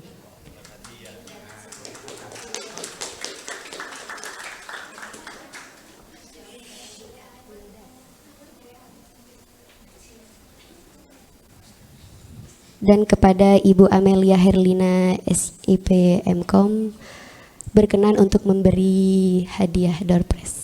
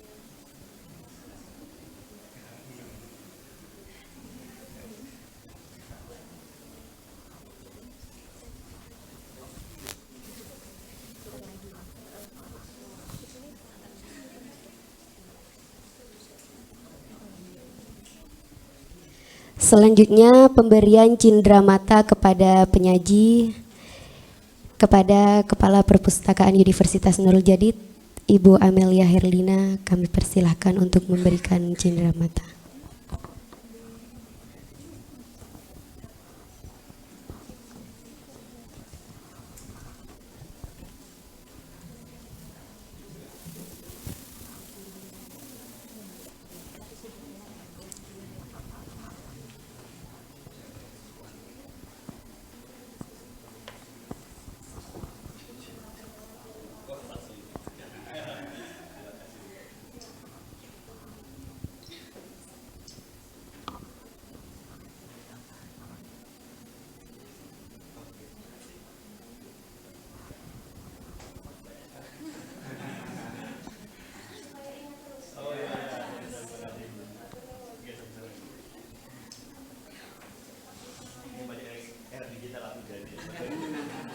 Dulu nggak terbayangkan.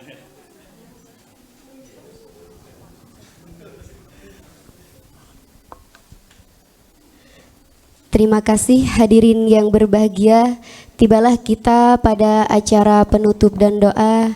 Dimohon kepada Bapak Musyafi Miftah M. Hum berkenan untuk menutup acara bedah buku pada pagi hari ini.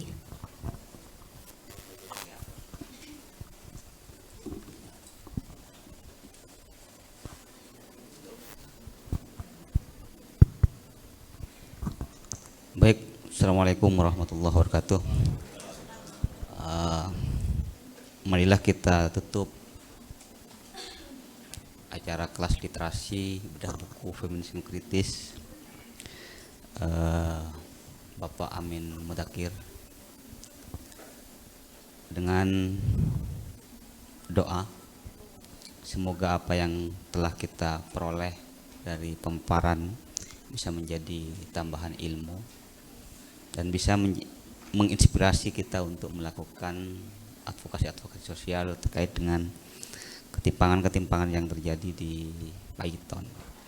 Ala dunya wala kullatin sholihah. Al-Fatihah. Bismillahirrahmanirrahim. Yuafi ni'amahu wa yukafi majidah ya rabbana lakal hamdu kama yanbaghi li jalali wajhika azimi sultan. Allahumma sholli ala sayyidina Muhammad. Allahumma rabbana sallallahu. Allahumma sholli salatan tunjina biha min jamil al-rafat wa qina min hayat Allahumma sholli salatan kamilatan wa sallim salaman taman ala sayyidina Muhammadin la tanhallu min qadafari fatul khair wa ghaib husnul khawatim bil ghamam wa wajhil karim wa ala alihi wa sahbihi fi kulli lamhatin wa nafasin ba'da. Allahumma ja'alna sholihan kamilan aqlan hadikan bi rahmatika ya arhamar rahimin. Allahumma ja'alna sholihan aqlan hadikan bi rahmatika ya arhamar rahimin. Allahumma afshih lisanahu. Allahumma afshih lisanana bi qiraatil Qur'an wal hadis. Allahumma afshih lisanana bi qiraatil Qur'an wal hadis. Wa kitab al-sunnah wal jamaah nahdiyah wa kitab al-sunnah wal nahdiyah.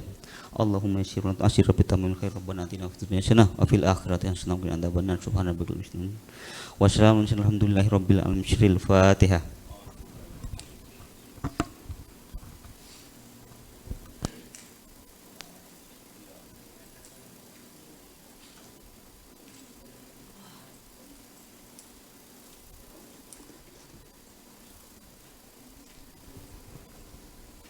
Terima kasih kami sampaikan. Tibalah kita pada acara terakhir yakni penutup. Mari kita tutup acara ini dengan pembacaan Alhamdulillah bersama.